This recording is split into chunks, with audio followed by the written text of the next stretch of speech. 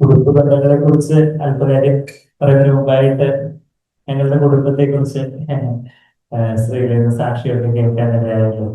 നമുക്ക് കർത്താവിനെ നമുക്ക് ഒരു വാക്കുകൂടെ പ്രാർത്ഥിക്കാൻ സ്നേഹം തോന്നി. പിതാവേ, യേശുവേ, അവിടുന്ന് ഞങ്ങളുടെ മധ്യത്തിലുണ്ട്. തുടർന്ന് ഞങ്ങളോട് സംസാരിക്കണേ കർത്താവേ. അവിടുന്നാണ് ഞങ്ങളുടെ കുടുംബം സ്ഥാപിച്ചത്. ഞങ്ങളുടെ കുടുംബങ്ങള്, ഞങ്ങളുടെ കുഞ്ഞുങ്ങളെല്ലാം അവിടുത്തെ വഴികളിൽ സ്ഥിരപ്പെടുവാൻ അവിടുന്ന് ആഗ്രഹിക്കുന്നവരെ ഉണ്ടാകും. അവിടുന്ന് ഞങ്ങളെ വെല്ലുവിളിച്ചാട്ടെ, സഹായിച്ചാട്ടെ. അവിടുത്തെ പരിണാമത്തെ ബോധപ്പെടുത്തിയാട്ടെ. എല്ലാ ഈശ്വരങ്ങളേറെ മാറിക്കൊണ്ട് നാമത്തെ ആമേൻ. ആ കുടുംബം എന്ന് പറഞ്ഞാൽ കൂടുമ്പോൾ ഇമ്പോ എന്ന് ആരോ പറഞ്ഞിട്ടുണ്ടല്ലേ. വേറെ ആരോ പറഞ്ഞു കൂടുമ്പോൾ ചില കുടുംബങ്ങളിൽ ഭൂകമ്പമാണെന്ന് പറഞ്ഞിട്ടുണ്ട്. ചില കൂടി ചേരുമ്പോൾ വലിയ പൊട്ടിത്തെറികളും ചിറ്റലുകളും ഒക്കെ ഒത്തിരി ഭൂകമ്പങ്ങളൊക്കെ നടക്കുന്ന കുടുംബങ്ങളുണ്ട്. എന്നാൽ കൂടി വരുമ്പം ഇമ്പമായിട്ടുള്ള കുടുംബങ്ങളുണ്ട്. ഇപ്പം ആദ്യം അതുൽ വഹാബ് സാറ് പരിചയപ്പെടുത്തിയപ്പോൾ പറഞ്ഞതുപോലെ ഇങ്ങനെ ഞാന് എവിടെ ശുശ്രൂഷിക്കാൻ, എവിടെ ഇതുപോലൊക്കെ മീറ്റിംഗ്സിൽ കഴിവതും എപ്പോഴും ചിലപ്പോൾ സാധിക്കണമെന്നില്ല, കഴിവതും ഫാമിലി ആയിട്ട് പോകുന്ന എനിക്ക് താല്പര്യം. അത് മാത്രമല്ല, എന്റെ കുഞ്ഞുങ്ങൾക്ക് അവർക്ക് യാത്ര ഒത്തിരി ഇഷ്ടമാണ്. അവർ ആദ്യമായിട്ടായിരുന്നു ട്രെയിനിൽ ഓവർനൈറ്റ് ജേർണി ചെയ്തത് ഇന്നലെ. ഇതിനു മുമ്പ് ട്രെയിനിലൊക്കെ ഷോർട്ട് ജേർണി എറണാകുളം വരെയൊക്കെ ട്രെയിനിൽ പോയിട്ടുണ്ട്. പക്ഷെ ഓവർനൈറ്റ് ജേർണി, ഒരു രാത്രി രാത്രി ട്രെയിനിൽ കിടന്ന് ഉറങ്ങി പിറ്റേ ദിവസം എഴുന്നേറ്റ് അവര് ഒന്ന് രണ്ടാഴ്ച മുമ്പ് തന്നെ ഭയങ്കര എക്സൈറ്റഡ് ആയിരുന്നു. നമ്മള് നിലമ്പൂർ എന്നാ പോകുന്നത് എന്നാ ട്രെയിൻ എന്നൊക്കെ പറഞ്ഞ്. അപ്പം ആ ഒരു കുടുംബജീവിതം, കുടുംബം, വിവാഹം എന്നൊക്കെ പറയുന്നത് മനുഷ്യനായിട്ടുണ്ടാക്കി ഇപ്പൊ കാര്യങ്ങള് വലിയ ഇമ്മൊറാലിറ്റി, വലിയ അകൃത്യങ്ങളോ പാപങ്ങളോ ഒന്നും സംഭവിക്കാതിരിക്കാൻ വേണ്ടി മനുഷ്യന്മാരായിട്ട് ഏർപ്പാട് ചെയ്ത് വെച്ചിരിക്കുന്ന ചില വ്യവസ്ഥകളാണോ കുടുംബവും വിവാഹവും ഒക്കെ? എങ്ങനെയാണ് നമ്മൾ വിശ്വാസികളായിട്ട് നമ്മൾ എങ്ങനെ അത് കാണുന്നേ? ചില വലിയ പാപങ്ങളോ വലിയ അതിക്രമങ്ങളോ ഒന്നും നടക്കാതിരിക്കാൻ വേണ്ടി ഓരോരുത്തർ കല്യാണമൊക്കെ കഴിച്ച് കുടുംബങ്ങളായിട്ടൊക്കെ കഴിയണം. അങ്ങനെ മനുഷ്യനായിട്ട് ഉണ്ടാക്കി വെച്ച ഒരു വ്യവസ്ഥ അല്ല കുടുംബം. എന്നാൽ ആരുണ്ടാക്കിയ വ്യവസ്ഥയാണിത്? ദൈവം തന്നെ ഏദൻ തോട്ടത്തില് ദൈവം സ്ഥാപിച്ച പരിപാലനമായ ഒരു വ്യവസ്ഥ, ഒരു സിസ്റ്റം, ഒരു ഇൻസ്റ്റിറ്റ്യൂഷനാണ്, ഒരു സ്ഥാപനമാണ് കുടുംബം എന്നുള്ളത്. നമ്മളുടെ കുടുംബജീവിതത്തിൽ ഇന്ന് പലപ്പോഴും ക്രിസ്തീയ കോളേജിൽ തന്നെ ഒരുപാട് വചന പ്രഘോഷങ്ങളും കാര്യങ്ങളും ഒക്കെ നടക്കുന്നുണ്ട്. എന്നാൽ കുടുംബ ജീവിതത്തെ കുറിച്ചുള്ള പ്രായോഗികമായിട്ടുള്ള പല കാര്യങ്ങളും ഒക്കെ ഇപ്പൊ നിങ്ങൾക്ക് ഓഫ്കോഴ്സ് ഞാൻ ആദ്യം സാറ് പറഞ്ഞതുപോലെ ഉച്ചകഴിഞ്ഞൊരു ക്വസ്റ്റ്യൻ ആൻസർ സെഷൻ മാതിരി നമ്മൾ ഉദ്ദേശിക്കുന്നുണ്ട്. നിങ്ങൾ എന്തെങ്കിലുമൊക്കെ പ്രായോഗികമായ നിങ്ങളുടെ ജീവിതത്തിൽ, വ്യക്തിപരമായ ജീവിതത്തിലാവട്ടെ, കുടുംബ ജീവിതത്തിലാവട്ടെ, കുഞ്ഞുങ്ങളെ വളർത്തുന്ന സംബന്ധിച്ചതാവട്ടെ, അല്ലെങ്കിൽ മനഃശാസ്ത്രപരമായിട്ട്, മനസ്സ് സംബന്ധമായിട്ട്, ഞങ്ങൾക്ക് മനസ്സിന്റെ ഡോക്ടറും കൂടെ ആയതുകൊണ്ട് മനസ്സ് സംബന്ധമായിട്ടുള്ള എന്തെങ്കിലും കാര്യങ്ങളോ ആത്മീയ ജീവിതമായിട്ട് നിങ്ങൾ നേരിടുന്ന എന്തെങ്കിലും കാര്യങ്ങളോ ഒക്കെ ചോദ്യങ്ങളായിട്ടൊക്കെ നിങ്ങൾ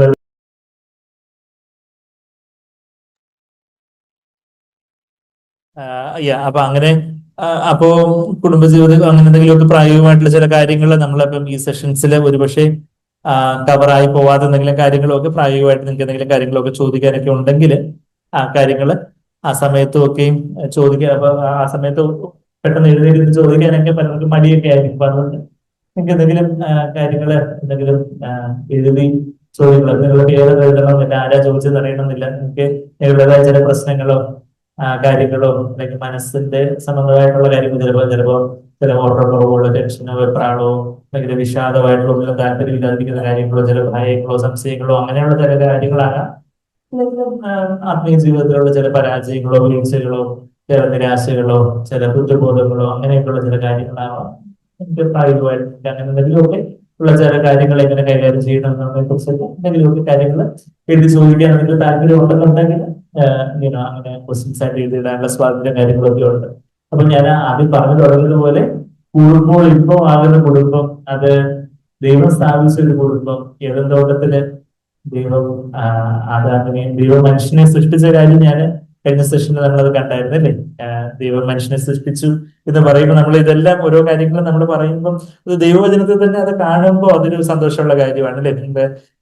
നിങ്ങളുടെ ഒരു ബൈബിൾ ഉണ്ട്, ഉൽപ്പത്തി പുസ്തകം 1-ാം അധ്യായത്തിന്റെ 26 നമ്മളിപ്പം രാവിലെ ഒന്ന് വായിച്ചായിരുന്നു. അവിടെ ദൈവം തന്റെ സ്വരൂപത്തിലും സാദൃശ്യത്തിലും മനുഷ്യനെ സൃഷ്ടിച്ചു എന്ന് അവിടെ 26-ാമത്തെ വാക്യത്തിൽ പറയുന്നു. അങ്ങനെ വാഴട്ടെ എന്ന് കൽപ്പിച്ചു. ഉൽപ്പത്തി 1-ന്റെ 26-ന്റെ അവസാനം. പിന്നെ 27-ാമത്തെ വാക്യം ആരെങ്കിലും അതിനടുത്ത് വായിക്കാമോ? ഉൽപ്പത്തി പുസ്തകം, അതായത് ബൈബിളിന്റെ 1-ാമത്തെ പുസ്തകം ഏതാ? ഉൽപ്പത്തി പുസ്തകം 1-ാം അധ്യായത്തിന്റെ 26 രാവിലെ നമ്മളൊന്ന് വായിച്ചായിരുന്നു അല്ലേ? നമ്മളുടെ ദൈവത്തിന്റെ സ്വരൂപത്തിന് സാദൃശ്യത്തിൽ, അതായത് ദൈവത്തോടൊരു സ്നേഹബന്ധത്തിന്റെ പൊട്ടൻഷ്യൽ സാധ്യത ഉണ്ടാകുമെന്ന് കർത്താവ് നമ്മളെ അതുപോലെ സ്ഥാപിച്ചത്. അപ്പൊ ദൈവം തന്റെ സ്വരൂപത്തിന് സാദൃശ്യത്തിലും മനുഷ്യനെ സൃഷ്ടിക്കുമ്പോ ദൈവം ഒരു ആദാമിനെ മാത്രം ഒന്ന് സൃഷ്ടിച്ചു വെച്ചോ? ഇല്ല. ദൈവത്തിന്റെ സാദൃശ്യവും സ്വരൂപവും അതുപോലെ വ്യക്തമായിട്ട് അത് പ്രകടമാകണമെങ്കിൽ അത് ഒരു ആണ് മാത്രം പോലെ ഒരു പെണ്ണും കൂടെ, ഒരു പുരുഷൻ മാത്രം പോലെ ഒരു സ്ത്രീ കൂടെ. അതാ 27-ാമത്തെ വാക്യം ആരെങ്കിലും വായിക്കാവോ? ഇങ്ങനെ ദൈവം തന്റെ സ്വരൂപത്തിൽ മനുഷ്യനെ സൃഷ്ടിച്ചു, ദൈവത്തിന്റെ സ്വരൂപത്തിൽ അവനെ സൃഷ്ടിച്ചു, ആണും പെണ്ണുമായി അവനെ സൃഷ്ടിച്ചു. അപ്പൊ ദൈവത്തിന്റെ സ്വരൂപത്തിന് സാദൃശ്യത്തിനെ സൃഷ്ടിക്കുമ്പോ ദൈവത്തിന്റെ സ്വഭാവം, ദൈവത്തിന്റെ സ്വരൂപത്തിൽ എന്ന് പറയുമ്പോൾ ദൈവത്തിന്റെ സ്വഭാവം വെളിപ്പെടുത്താൻ തക്കവണ്ണം ഉള്ളൊരു സാധ്യതയുമായിട്ട് മനുഷ്യനെ സൃഷ്ടിക്കുമ്പോൾ ആദാമിനെ മാത്രം ഒന്ന് സൃഷ്ടിച്ചാൽ ദൈവത്തിന്റെ പൂർണ്ണ സ്വഭാവം അതിലൂടെ വെളിപ്പെടുത്താനൊക്കെയില്ല. ദൈവത്തിന്റെ ചില സ്വഭാവ സവിശേഷതകൾ, ദൈവത്തിന്റെ ചില ആഴത്തിലുള്ള ചില ആർദ്രതയും സ്പർശതയും ഒക്കെ വെളിപ്പെടുത്താനായിട്ട് ആരും കൂടെ വേണം? ഒരു സ്ത്രീയും കൂടെ വേണം, ഒരു ഹവ്വയും കൂടെ വേണം. ഇപ്പൊ അമ്മ മറന്നാലും ഞാൻ നിന്നെ മറക്കുകയില്ല എന്ന് ദൈവത്തിന്റെ ആ സ്നേഹം പ്രകടമാക്കാൻ വേണ്ടി അവിടെ നമ്മൾ എവിടെ വായിച്ച യെശയ്യാവ് 49:15 രാവിലെ നമ്മൾ വായിച്ചതേ ഉള്ളൂ. അപ്പൊ ആ ഒരു അമ്മയുടെ സ്നേഹം, ശരി, അച്ഛന്റെ സ്നേഹം ഉണ്ട്, തീർച്ചയായിട്ടും അച്ഛന്റെ സ്നേഹമുണ്ട്, അച്ഛന്റെ സ്നേഹം ഉണ്ട്, അമ്മയുടെ സ്നേഹമുണ്ട്. നമ്മള് ദൈവം നമ്മളെ ആശ്വസിപ്പിക്കുന്നതിനെ കുറിച്ച് വായിക്കുമ്പോൾ നമ്മൾ യെശയ്യാവ് 66-ാം അധ്യായത്തിലേക്ക് ഒന്ന് തിരിയാവോ? നമ്മൾ ദൈവത്തിന്റെ അമ്മ പറഞ്ഞാലും മറക്കത്തില്ലെന്നുള്ള ആ വാക്യം നമ്മൾ രാവിലെ കണ്ടായിരുന്നു. യെശയ്യാവ് 66-ാം അധ്യായത്തില് അവിടെ യെശയ്യാവിന്റെ പുസ്തകം എത്ര അധ്യായങ്ങളുണ്ട്? 66. ബൈബിളിൽ എത്ര പുസ്തകങ്ങളുണ്ട്? അപ്പൊ ബൈബിളിലെ പുസ്തകങ്ങളുടെ എണ്ണവും യെശയ്യാവിന്റെ അധ്യായങ്ങളുടെ എണ്ണവും ഒക്കെ തമ്മിൽ എന്തെങ്കിലും കോറിലേഷൻ കേട്ടിട്ടുണ്ടോ എപ്പോഴെങ്കിലും? എന്താ? ബൈബിളില് 66, അതെ, അതല്ലാതെ 66 പുസ്തകങ്ങൾ ബൈബിളിലുണ്ട്. അതെ. അപ്പൊ പുതിയ നിയമത്തിൽ എത്ര പുസ്തകങ്ങൾ, പഴയ നിയമത്തിൽ എത്ര പുസ്തകങ്ങളുണ്ട്? 39. അപ്പൊ യെശയ്യാവിന്റെ പുസ്തകത്തിലെ 39 അധ്യായവും പഴയ നിയമ പുസ്തകങ്ങളുമായിട്ടും അങ്ങനെ നമ്മൾ മനസ്സിലാക്കിയിട്ടുണ്ടോ? ഇത് യെശയ്യാവിന്റെ പുസ്തകം ശരിക്കും ചാപ്റ്റർ ഡിവിഷനൊക്കെ പിന്നീട് വന്നതാണ്. 12-ാം നൂറ്റാണ്ടിലാണ് ചാപ്റ്റർ ഡിവിഷനൊക്കെ, ചാപ്റ്റേഴ്സ് ഒക്കെ പിന്നീട് മനുഷ്യൻ ഡിവൈഡ് ചെയ്യുന്ന കാര്യങ്ങളാണ്. എങ്കിൽ പോലും അതില് ദൈവത്തിന്റെ ഒരു കരമുണ്ടായിരുന്നു. ചില ചാപ്റ്റർ ഡിവിഷനൊക്കെ ചിലപ്പോൾ ഏറ്റവും ആക്യുറേറ്റ് ഒന്നും ആയിരിക്കണമെന്നില്ല, അതിൽ ചില ന്യൂനതകളൊക്കെ ഉള്ളതൊക്കെ നമുക്ക് അറിയാം. ചിലതിന്റെ കണ്ടിന്യൂറ്റി ഒക്കെ നഷ്ടപ്പെടുന്ന വിധം ചില ചാപ്റ്റർ ഡിവിഷനൊക്കെ ഉണ്ടായി പോയിട്ടുണ്ടെങ്കിൽ പോലും 12-ാം നൂറ്റാണ്ടിലാണ് ചാപ്റ്റർ ഡിവിഷൻ. പിന്നീട് 15-ാം നൂറ്റാണ്ടിലൊക്കെയാണ് അതിന്റെ വേഴ്സ് ഡിവിഷനും കാര്യങ്ങളൊക്കെ, ഓരോ വാക്യങ്ങളായിട്ടുള്ള ഡിവിഷനൊക്കെ വന്നത്. പിന്നീട് മനുഷ്യന് അത് ചെയ്തതാണ്. എങ്കിൽ പോലും യെശയ്യാവിന്റെ 66 പുസ്തകങ്ങളില് 39 അധ്യായങ്ങൾ, ആദ്യത്തെ 39 അധ്യായങ്ങള് പഴയ നിയമത്തിന്റെ കാര്യങ്ങളെ കുറിച്ച് കുറിക്കുന്നത്. 40 മുതലുള്ള അധ്യായങ്ങൾ, 40-ാം അധ്യായം തുടങ്ങുന്നത് എന്തുകൊണ്ട്? യോഹന്നാൻ സ്നാപകന്റെ കാര്യം, യോഹന്നാൻ സ്നാപകന്റെ പ്രവചനമൊക്കെ പറഞ്ഞുകൊണ്ട്. നമ്മൾ പുതിയ നിയമ പുസ്തകങ്ങൾ എങ്ങനെ തുടങ്ങുന്നേ? യോഹന്നാൻ സ്നാപകന്റെ മരുഭൂമിയിൽ നിന്നുള്ള ശബ്ദം എന്ന് പറഞ്ഞുകൊണ്ടല്ലേ പുതിയ നിയമത്തിലെ സുവിശേഷങ്ങൾ തുടങ്ങുന്നത്. അതുപോലെ നമ്മൾ വിശ്വാസത്തിലേക്ക് എടുത്ത് നോക്കിക്കോ, 40-ാം അധ്യായം എങ്ങനെ തുടങ്ങുന്നേ? യെശയ്യാവ് 40-ാം അധ്യായം, ഞാനിപ്പോ 66-ലോട്ട് വരുവാ. യെശയ്യാവ് 40-ാം അധ്യായത്തിന്റെ അവിടെ ആദ്യം എന്താ പറയുന്നേ? അവിടെ വോയിസ് ഇസ് കോളിംഗ്, 3-ാമത്തെ വാക്യം വായിക്കാവോ? യെശയ്യാവ് 40:3. കേട്ടോ, ഒരുത്തൻ വിളിച്ചു പറയുന്നത്, മരുഭൂമിയിൽ യഹോവയ്ക്ക് വഴിയൊരുക്കുവിൻ, നിർജ്ജന പ്രദേശത്ത് നമ്മുടെ ദൈവത്തിന് ഒരു പെരുവഴി നിരപ്പാക്കുവിൻ. ഇതേ വാക്യം തന്നെ എവിടെ? മത്തായി 3:3, മർക്കോസ് 1:3, ലൂക്കോസ് 3:4 ഒക്കെ ഉദ്ധരിച്ചിരിക്കുന്നത് പുതിയ നിയമം സുവിശേഷങ്ങൾ ആരംഭിക്കുമ്പോൾ. അപ്പൊ ആ 40 മുതലുള്ള അധ്യായങ്ങളിലാണ് പുതിയ ഉടമ്പടിയെ കുറിച്ചുള്ള പ്രവചനങ്ങൾ. അതിന്റെ 53-ാം അധ്യായത്തിലെ കർത്താവിന്റെ ക്രൂശീകരണത്തിന്റെ പ്രവചനമൊക്കെ നമ്മൾ രാവിലെ കണ്ടു. അപ്പൊ ഈ ബൈബിൾ എന്ന് പറഞ്ഞാൽ അത്ര ദൈവവിശ്വാസ്യമായ ഒരു പുസ്തകമാണ്. അത് ദൈവത്തിന്റെ ശ്വാസമുള്ള ഒരു പുസ്തകമാണ് ഈ ബൈബിള്. ഈ ബൈബിള് നിങ്ങൾ എല്ലാവരും എല്ലാ ദിവസവും, നമ്മളിപ്പോ രാവിലെ, ഞാനിപ്പോ ഈ കുടുംബത്തിന്റെ കാര്യം പറഞ്ഞു വരുവാണ്, ഞാനൊന്ന് കുറച്ചൊരു പാരന്തസിസ് ആയിട്ട് ബൈബിളിന്റെ കാര്യം കുറച്ചൊന്ന് പറഞ്ഞ് തിരിച്ചു വരാം. അപ്പൊ ഈ ബൈബിള് നിങ്ങള് എന്നൊക്കെ ജോസഫ് സാറും സാറും ഒക്കെ പറഞ്ഞു, നിങ്ങളുടെ വളരെ പുതിയ വിശ്വാസികളായിട്ടുള്ള ഒരു ക്രൈസ്തവ ബാക്ക്ഗ്രൗണ്ടിൽ നിന്നൊക്കെ പുതുതായിട്ടൊക്കെ വിശ്വാസത്തിലേക്ക് വന്നുകൊണ്ടിരിക്കുന്നവരും വന്നിട്ടുള്ളവരും ഒക്കെ ഉണ്ട്. യഥാർത്ഥത്തിൽ ഈ ബൈബിള് നിങ്ങൾ എല്ലാവരും അതുപോലെ പ്രമാണികതമായിട്ട് വായിക്കുന്ന ശീലമുള്ളവരാണോ? ഞാൻ നിങ്ങളോട് ആരോടും കൈവക്കാനോ അല്ലെങ്കിൽ ആണോ അല്ലയോ എന്ന് നിങ്ങൾ ഉറക്കെ വിളിച്ച് പറയാനൊന്നും പറയുന്നില്ല. പക്ഷെ നിങ്ങൾ നിങ്ങളോട് തന്നെ ചോദിക്കേണ്ട ഒരു ചോദ്യമാണ്. ചിലപ്പോൾ നമ്മൾ ഒത്തിരി വർഷങ്ങളായിട്ട് വിശ്വാസത്തിലുള്ളവരാണെങ്കിൽ എങ്കിൽ പോലും അവർ എല്ലാ ദിവസവും, കഴിഞ്ഞ ദിവസം നിങ്ങളുടെ കുഞ്ഞുങ്ങളോട് കാര്യങ്ങൾ വീണ്ടും ഓർപ്പിക്കുകയായിരുന്നു. എല്ലാ ദിവസവും കുറച്ച് സമയം ഈ ദൈവവിശ്വാസം ഞാൻ പറഞ്ഞ കാര്യമല്ല. നമ്മള് 2 തിമോത്തിയോസിലോട്ട് പോകുമ്പോൾ ഏഷ്യ 66 ഒരു പേരുകളുണ്ട്. ഞാൻ അങ്ങോട്ട് വരാവേ. എന്റെ ഒരു കുഴപ്പം എന്ന് വെച്ചാൽ കീബോർഡ് വായിക്കുന്നതുകൊണ്ടൊക്കെയാണ് മറ്റൊന്ന് പറയുന്നതെന്ന് പറയുന്നത്. വെച്ചാൽ ഒരു വിരൽ ഇവിടെ വെച്ചിട്ട് ഒരു വിരൽ അങ്ങോട്ട് പോയി ഇങ്ങോട്ട് വാങ്ങി അങ്ങനെയൊക്കെ ഒരു ഇതാണ്. അപ്പൊ ഞാന് 2 തിമോത്തിയോസിലോട്ട് ഈ ദൈവവചനത്തിന്റെ ദൈവനിശ്വാസ്യത, അതായത് ഞാനൊരു ഹൈന്ദവ മാർഗത്തിൽ നിന്ന് ഈ വിശ്വാസത്തിലേക്ക് വന്ന എനിക്ക് ദൈവവചനത്തിലുള്ള ഒരു അമേസിംഗ് കോറിലേഷൻ എന്ന് പറഞ്ഞാൽ ഉൽപ്പത്തി പറഞ്ഞിരിക്കുന്ന കാര്യം വെളിപ്പാടിൽ പറഞ്ഞിരിക്കുന്നു. പഴയ നിയമത്തിൽ എന്തോ ഇത്രയും നൂറ്റാണ്ടുകൾ മുമ്പ് എഴുതിയിരിക്കുന്ന കാര്യങ്ങൾ പുതിയ നിയമത്തിൽ എന്റെ പ്രവചനങ്ങൾ നിവൃത്തിയൊക്കെ കണ്ട് ഞാൻ അവിടെ അമ്പരന്ന് പോയി. ഒരു 17 വയസ്സില് ഞാൻ ആദ്യം പറഞ്ഞതുപോലെ ഒരു വിശ്വാസ ജീവിതം തുടങ്ങുമ്പോൾ ഈ വചനങ്ങളൊക്കെ വായിക്കുമ്പോൾ അതിന്റെ വചനം കൂടുതൽ അറിയാനുള്ള ചില പുസ്തകങ്ങളൊക്കെ വായിക്കുമ്പോൾ എനിക്ക് തന്നെ ഭയങ്കര അമ്പരപ്പായിരുന്നു. എത്ര ആ വചനം പറഞ്ഞിരിക്കുന്നതിനെ ഒരു ഇണമാക്കി ഇപ്പുറത്ത് എഴുതിയിരിക്കുന്നു, അപ്പുറത്ത് എഴുതിയിരിക്കുന്നു. ഇതെല്ലാം ഒരേ കാര്യം തന്നെ പറഞ്ഞു വരുന്നു. ഉൽപ്പത്തി മുതലേ ഒരു ജീവന്റെ വൃക്ഷം, ആ ജീവന്റെ വൃക്ഷത്തിന്റെ കാര്യം അവിടെ വെളിപ്പാട് പുസ്തകത്തിൽ എഴുതിയിരിക്കുന്നു. ആ ഒരു കുഞ്ഞാടിന്റെ കല്യാണം, മാതാവിനെ ഹവ്വയുടെയും ഒരു വിവാഹമായിട്ട്, ഞാനിപ്പം ആദ്യം പറഞ്ഞു, ആ ഒരു വിവാഹ ചടങ്ങുമായിട്ടാണ് നമ്മുടെ ബൈബിള് തുടങ്ങുന്നത് അല്ലെ? ഒരു വിവാഹ ശുശ്രൂഷ എവിടെ? ഉൽപ്പത്തി 1-ാം അധ്യായത്തിനും 2-ാം അധ്യായത്തിനും കൂടെ ദൈവത്തിന്റെ ഒരു വിവാഹ ശുശ്രൂഷ നമ്മൾ കാണുന്നുണ്ട്. എന്നാൽ ബൈബിളിന്റെ ഒടുക്കുന്നത് എങ്ങനെയാ? അവസാനിക്കപ്പെടും വെളിപാട് പുസ്തകം 19-ാം അധ്യായത്തിൽ 21-ാം അധ്യായത്തിന് കുഞ്ഞാടിന്റെ കല്യാണം എന്ന് പറഞ്ഞൊരു വിവാഹ ശുശ്രൂഷയായിട്ടാണിത്. അപ്പൊ ആ ആദാമും ഹവ്വയും ക്രിസ്തുവും സഭയുടെ ഒരു ചിത്രമാണ്. അതിന്റെ പാരമ്യം, അതിന്റെ പൂർത്തീകരണം, സഫലീകരണം, അതിന്റെ പൊരുൾ ക്രിസ്തുവിന്റെ സഭയിലുമാണ് അത് നിവൃത്തിയാകുന്നത്. അങ്ങനെയൊക്കെയുള്ള ആ ഒരു ബൈബിളിനെ ഒളിഞ്ഞു കിടക്കുന്ന പല മർമ്മങ്ങളും സത്യങ്ങളും ഒക്കെ വായിക്കുമ്പോൾ അയ്യോ, ഇതൊരു മനുഷ്യനെ എഴുതി ഉണ്ടാക്കുന്ന മനുഷ്യനായിട്ട് എന്തോ പരലോകത്ത് എന്തോ കെട്ടി അതൊക്കെ എഴുതി കൊടുത്തു എന്നൊക്കെ പറയുന്നത് പോലുള്ള കാര്യങ്ങളല്ല ഇത് സംഭവം. മറിച്ചത് ദൈവമായിട്ട് അത് അനേക 40ഓളം എഴുത്തുകാർ എഴുതിയ പുസ്തകമാണ്. 3 ഭൂഖണ്ഡങ്ങളിൽ വെച്ച് 1500ഓളം വർഷങ്ങളുടെ കാലയളവില് 40ഓളം മനുഷ്യരാല് എഴുതുന്നു. എന്നാൽ അവരാരും പലരും തമ്മിൽ കാണുകയോ കേൾക്കുകയോ സംസാരിക്കുകയോ ചെയ്തിട്ടില്ലാത്തവര്, ഇന്നത്തെ പോലെ ഇന്റർനെറ്റ് യുഗമൊന്നുമല്ല. എന്നാൽ അവരെല്ലാം ഒരേ കാര്യം തന്നെ, ഈ ദൈവത്തിന് മനുഷ്യനോടുള്ള സ്നേഹത്തെക്കുറിച്ചും ആ സ്നേഹബന്ധത്തെക്കുറിച്ചും സഭയുടെ മർമ്മത്തെക്കുറിച്ചും അവസാനം ഈ ഒരു സഭയെ ചേർപ്പാനായിട്ട് വരുന്ന ക്രിസ്തുവിനെ കുറിച്ചും ആ ഒരു ദൈവത്തിന് എല്ലാം ഒരു കോട്ടണയ്ക്ക് ഒരു മാല പോലെ എല്ലാം അമേസിംഗ് കോറിലേഷൻ, പല പല പല കാര്യങ്ങൾ ഞാൻ തന്നെ വചനങ്ങളൊക്കെ പലപ്പോഴും പറഞ്ഞു വരുമ്പോഴൊക്കെ ഇവിടുന്ന് അവിടെ നോക്കി എടുത്ത് പറയുമ്പോൾ അതിന്റെ ആ ഒരു അമേസിംഗ് കോറിലേഷൻ, ആ ഒരു അത്ഭുതപ്പെടുത്തുന്ന ഒരു കോർത്തിണക്കപ്പെട്ട അവസ്ഥ നമ്മളെ അമ്പരിപ്പിക്കും. നമ്മളിപ്പോ 2 തിമോത്തിയോസ് ഞാൻ പറഞ്ഞു, 2 തിമോത്തിയോസ് 3-ാം അധ്യായത്തില് ആണ് ആ ദൈവത്തിന്റെ ശ്വാസം ഉണ്ട് എന്നുള്ള കാര്യം. ഈ വചനത്തിൽ ആരുടെ ശ്വാസം ഉണ്ട്? ദൈവത്തിന്റെ ശ്വാസം ഉണ്ടെന്ന് ഞാനല്ല പറഞ്ഞ. പൗലോസ് തിമോത്തിയോസിനോട് എഴുതുമ്പോൾ പൗലോസിന് അവസാനത്തെ ലേഖനം ഏതായിരുന്നു? 2 തിമോത്തിയോസ് ആയിരുന്നു. പൗലോസ് എവിടെ കിടന്ന ഈ ലേഖനം എഴുതുന്നേ?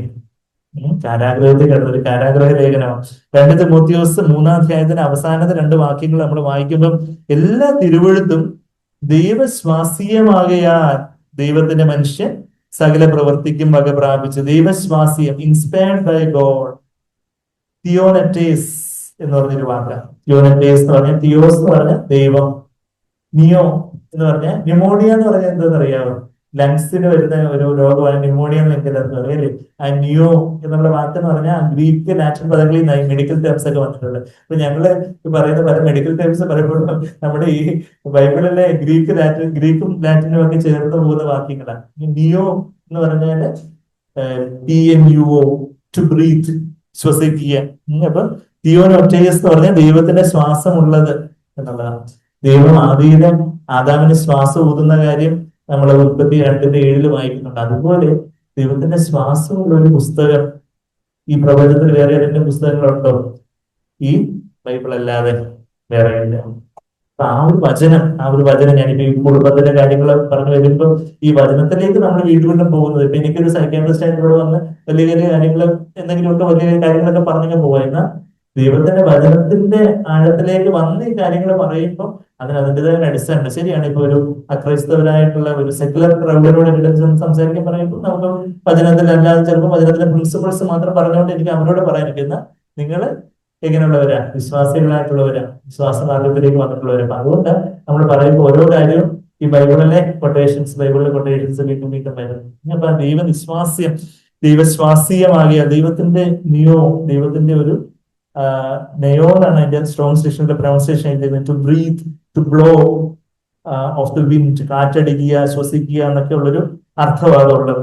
ആ തിയോനെറ്റേസ് ആയിട്ടുള്ള വചനം എല്ലാ തിരുവഴുത്തും, ആ വാക്ക് നിങ്ങൾ കണ്ടോ, എല്ലാ തിരുവഴുത്തും 2 തിമോഥെയോസ് 3:16 ഈ ദൈവവിശ്വാസമുള്ള വചനം എല്ലാ ദിവസവും ഞാനിനി ധ്യാനിക്കും എന്നുള്ളൊരു സമർപ്പണം നമ്മുടെ ഈ പുതുവത്സരത്തിന്റെ ഈ ആദ്യ ദിനങ്ങളിൽ നമുക്ക് എടുത്താലും, നിങ്ങൾ പലരും ഓൾറെഡി എല്ലാ ദിവസവും ബൈബിള് വായിക്കുകയും ധ്യാനിക്കുകയും ചെയ്യുന്നവരായിരിക്കും. ചിലർക്ക് അക്ഷരാഭ്യാസം തന്നെ പ്രയാസമുള്ളവരൊക്കെ ഉണ്ടായിരിക്കാം. ഈ കൂട്ടത്തിൽ മറ്റു സാറ് പറയുന്നുണ്ടായിരുന്നു. എങ്ങനെ ആയാലും നമുക്ക് ഉള്ള പ്രാപ്തിക്ക് ഒത്തവണ്ണം നമ്മൾ എല്ലാ ദിവസവും കുറച്ച് സമയമെങ്കിലും ഈ ബൈബിള് വായിച്ചത്, ഏതെങ്കിലും പെട്ടെന്നൊരു വചനം ഇങ്ങനെ തുറന്നു കിട്ടി ദൈവം സംസാരിച്ചു പോകും അങ്ങനല്ല. എന്നാൽ ഒരു ദിവസം പുതിയ നിയമം അതിന്റെ മത്തായിയുടെ സുവിശേഷം മുതൽ പതുക്കെ നമ്മൾ വായിച്ചു വരണം.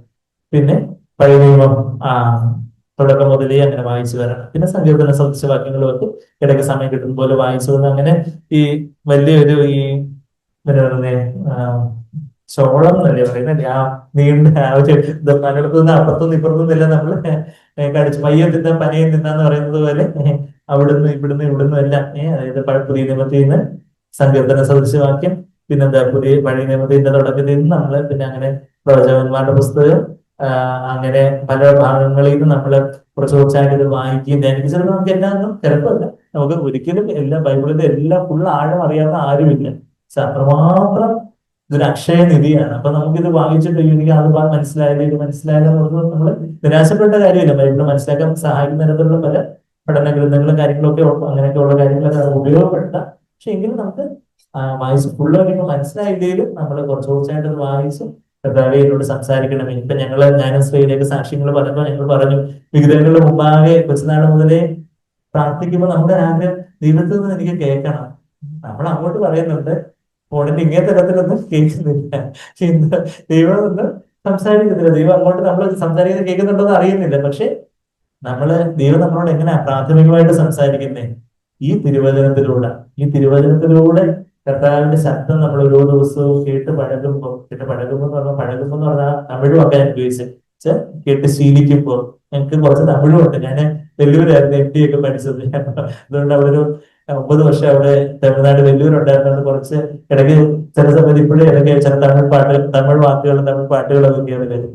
ആ കേട്ട് ശീലിക്കുമ്പോൾ കർത്താവിന്റെ ആ സ്വരം നമ്മൾ ഓരോ ദിവസവും വചനങ്ങൾ വായിക്കുകയും ധ്യാനിക്കുകയും ചെയ്യുമ്പോൾ യേശുവേ കർത്താവേ എന്നോട് അരുളി ചെയ്യണമേ.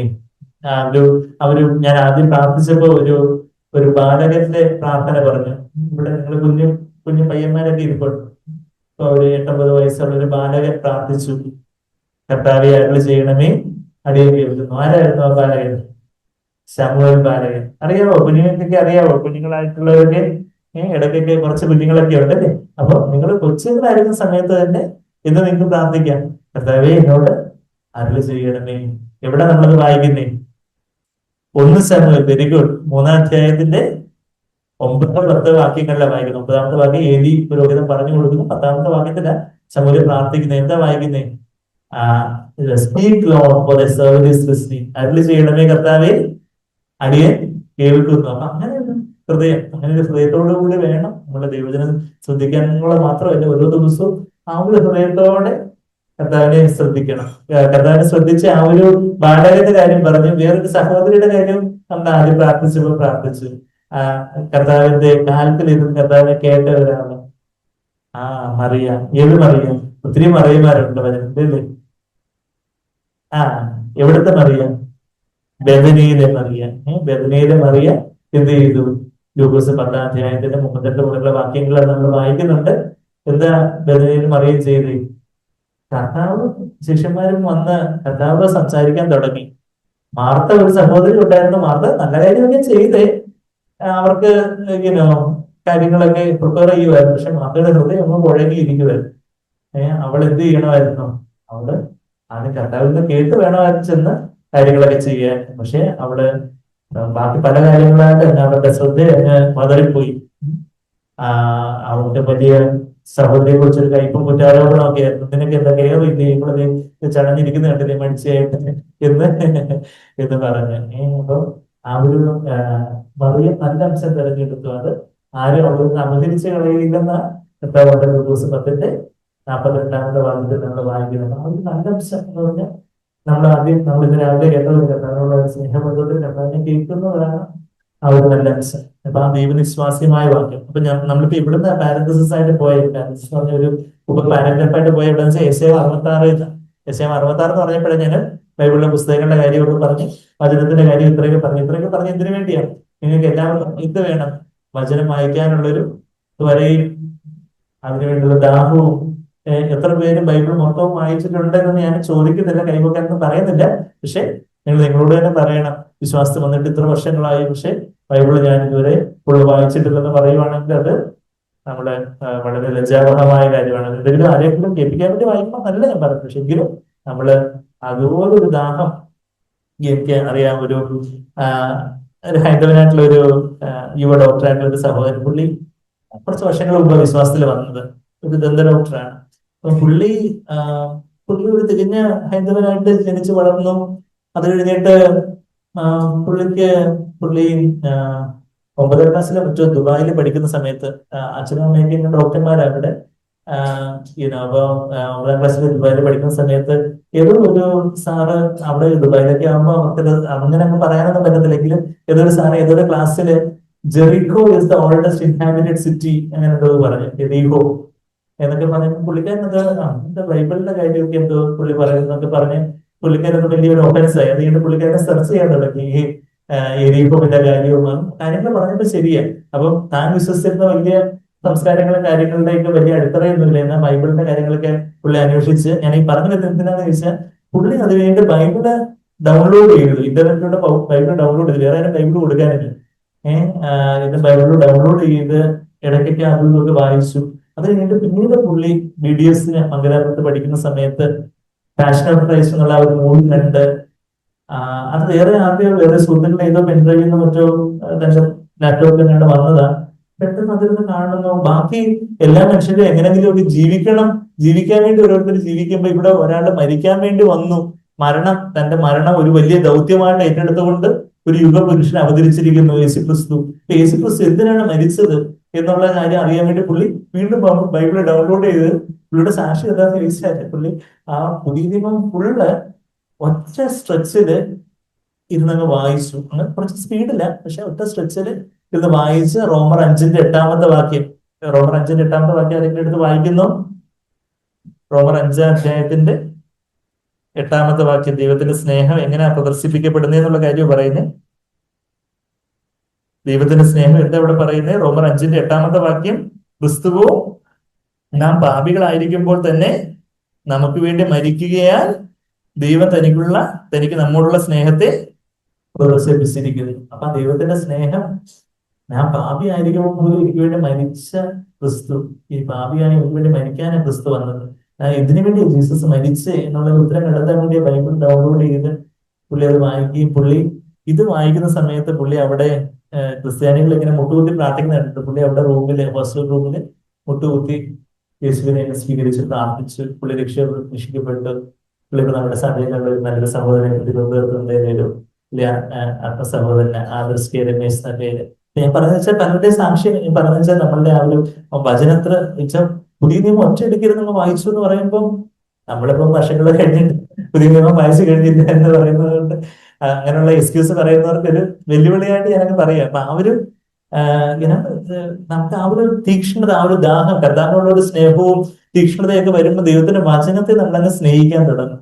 ഈ വചനം എടുത്ത് കണ്ട് അതെടുത്ത് ഭക്ഷിക്കുന്നത് ഭയങ്കര ആവേശമാണ്. ഇപ്പം അടുക്കളയെ ചെന്ന് നോക്കുമ്പോ എന്തൊക്കെയാ ഒന്നും അറിയത്തില്ല. അപ്പൊ നമ്മള് എടുത്ത് കണ്ടെത്തി ഇപ്പൊ ഒരു ദിവസം ഇങ്ങനെ വീട്ടിലെ വീട്ടമ്മ വേറെ എങ്ങോട്ടോ പോയി, അപ്പൊ നമ്മള് ഭക്ഷണമൊക്കെ എടുത്ത് കണ്ടെത്തി ഭക്ഷിക്കുന്നു എന്ന് പറയുന്നത് പോലെ ഈ വചനം ഒരു വലിയൊരു ആക്രാന്തത്തോടെ വലിയ ആർത്തിയോടെ നമ്മൾ എന്ത് ചെയ്യണം, എല്ലാ ദിവസവും എടുത്ത് ഭക്ഷിക്കണം. യെരമ്യാവ് അങ്ങനെ ഭക്ഷിച്ച കാര്യം പറയുന്നുണ്ട്.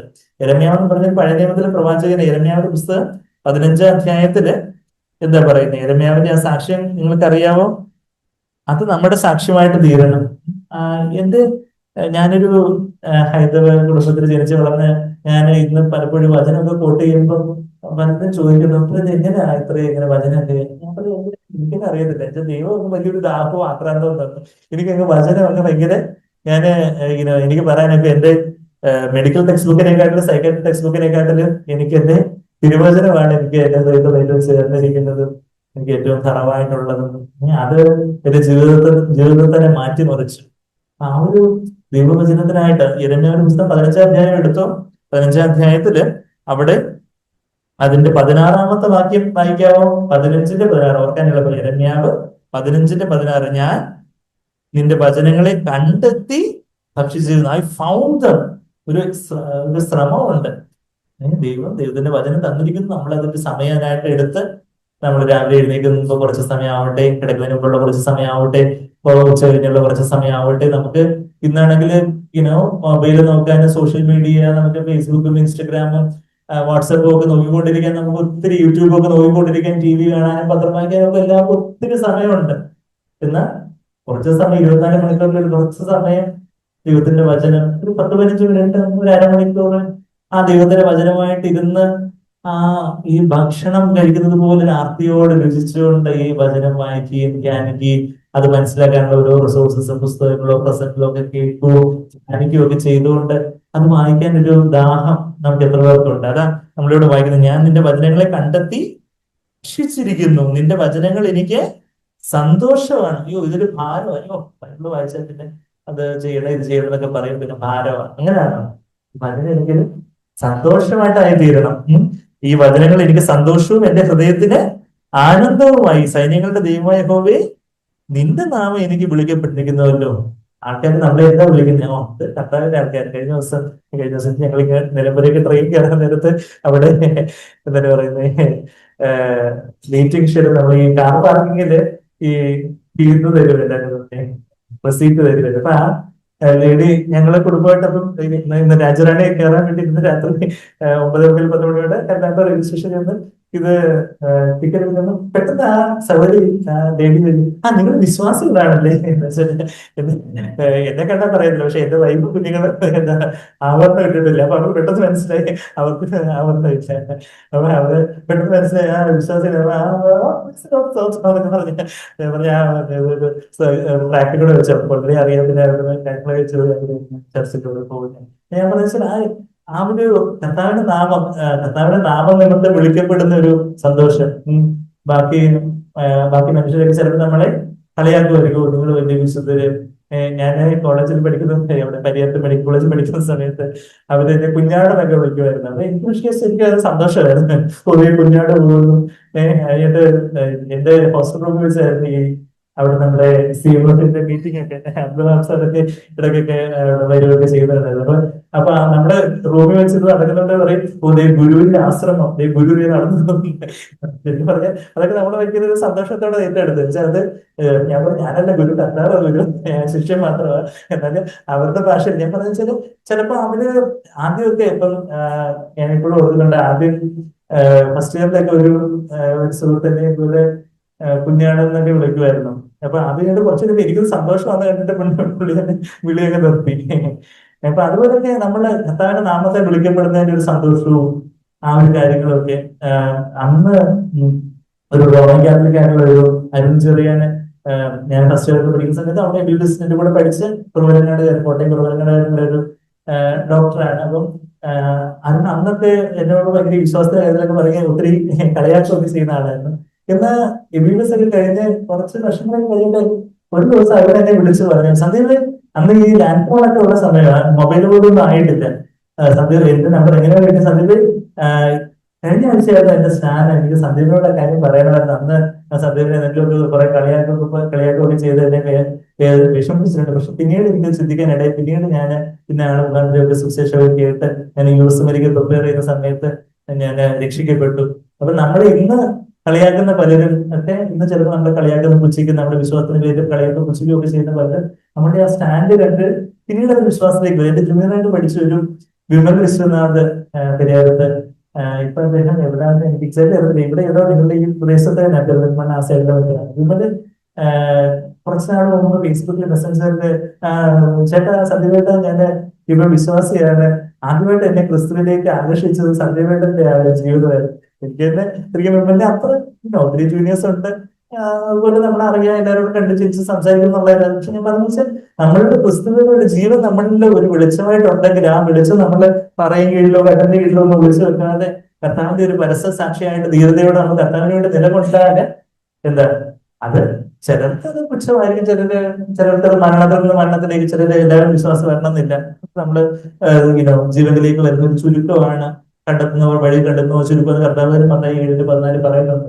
എന്നാൽ ചുരുക്കം അതാക്കോടെ ചിലർക്ക് ആദ്യമൊക്കെ അവര് കളിയാക്കും, പുച്ഛിക്കും, ഇതെന്തായിട്ട് കുറച്ച് എക്സെൻട്രിക് ആയിട്ട് കുറച്ചൊരു ഭയങ്കര വിചിത്രമായിട്ട് ഭയങ്കര വിശ്വാസം എന്ന് പറഞ്ഞ് അത് ചെയ്യത്തില്ല, ഇത് ചെയ്യത്തില്ല, ഇന്ന കാര്യത്തിൽ പങ്കെടുക്കത്തില്ല, ഇന്ന കാര്യത്തിലൊക്കെ അവർക്ക് ഓരോന്നിനും ഓരോ നിലപാടും വചനവും കാര്യങ്ങളൊക്കെ എന്ത് ചെയ്താലും അവർക്ക് വചനമാണ് എന്നൊക്കെ പറഞ്ഞാൽ അവരെ പറഞ്ഞു.